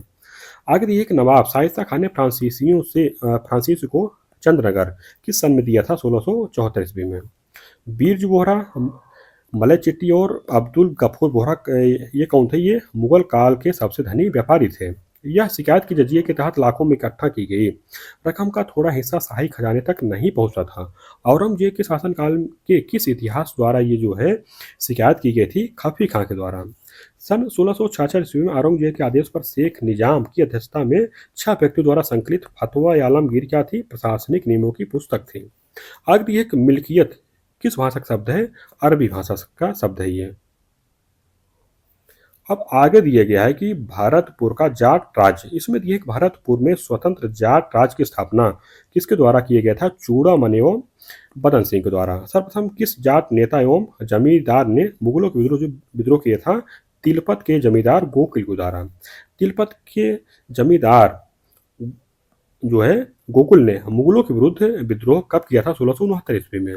जाट नेता राजा राम एवं रामचरण ने मुगलों के विरुद्ध विद्रोह कब किया था? 1686 ईस्वी में। किस जाट राजा ने सिकंदरा स्थित अकबर के मकबरे में घुसकर उसके अस्थिपंजर को निकालकर जला डाला था? राजा राम ने। राजा राम के पश्चात जाटों का नेतृत्व किसके द्वारा किया गया था? चूड़ामन के द्वारा। उत्तरवर्ती मुगल साम्राज्य में जाट जो है किन क्षेत्रों में अधिक सक्रिय थे? दिल्ली, मथुरा, आगरा था भरतपुर में। सर्वप्रथम जाटों ने किस मुगल शासक की नीतियों का विरोध किया था? औरंगजेब की। जाट नेता चूड़ामन ने भरतपुर में किस अवध तक स्वतंत्र शासक के रूप में शासन किया था? 1695 से 1721 ईस्वी तक। जाट नेता चूड़ामन ने किस दुर्ग का निर्माण कराया था, थीम या थून दुर्ग का? किस मुगल सूबेदार ने चूड़ामन को परास्त कर जो है थीम नामक दुर्ग को विजित किया था? आगरा के सूबेदार जयसिंह द्वितीय ने। किस जाट नेता ने आत्महत्या की थी? चूड़ामन ने। जाट नेता की चूड़ामन ने कब आत्महत्या की थी? 1721 ईस्वी में। चूड़ामन की मृत्यु के पश्चात जाट राज का उत्तराधिकारी कौन था? चूड़ामन का भतीजा बदन सिंह था। बदन सिंह ने अपनी सैन्य शक्ति बढ़ाने हेतु किन स्थानों पर सुदृढ़ दुर्ग का निर्माण कराया था? दीन, कुंबेर, बेतहा, भरतपुर में। आगे दिए कि भरतपुर राज्य का वास्तविक संस्थापक किसे माना जाता है? बदन सिंह को। बदन सिंह ने किस विदेशी आक्रमण के पश्चात मथुरा पर आधिपत्य स्थापित कर लिया था? नादिर शाह के। किसने बदन सिंह के मथुरा आधिपत्य को स्वीकार किया तथा उसे राजा की उपाधि प्रदान किया? अहमद शाह अब्दाली ने। किस जाट राजा को अहमद शाह अब्दाली ने महेंद्र की उपाधि प्रदान की थी? बदन सिंह को। सवाई राजा जयसिंह ने किस जाट राजा को प्रजाज की उपाधि दी थी? बदन सिंह को। बदन सिंह की मृत्यु के पश्चात जाटों का नेतृत्व किसने किया था? सूरजमल ने। सूरजमल में जाटों का नेतृत्व किस अवस्था तक किया था? 1756 से 1763 ईस्वी तक किया था। आगे दिया गया है कि किस जाट नेता को जाटों का अफलातून कहा जाता है? सूरजमल को। भरतपुर के लौहगढ़ किले का निर्माण किसने करवाया था? सूरजमल ने। सूरजमल के पश्चात जाटों का नेतृत्व किसने किया था? जवाहर सिंह, रतन सिंह, केहर सिंह, नवल सिंह और रणधीर सिंह ने। अंतिम जाट शासक किसे माना जाता है? रणधीर सिंह को। रणधीर सिंह ने अंग्रेजों की अधीनता कब स्वीकार की थी? 1805 ईस्वी में। अब इस तरह से हम लोगों का जो है मध्यकालीन इतिहास में मुगल साम्राज्य वाला जो चैप्टर है वो समाप्त हो गया। अगला चैप्टर हम लोगों का है मुगल कालीन संस्कृति। इसको हम लोग जो है कल देखेंगे।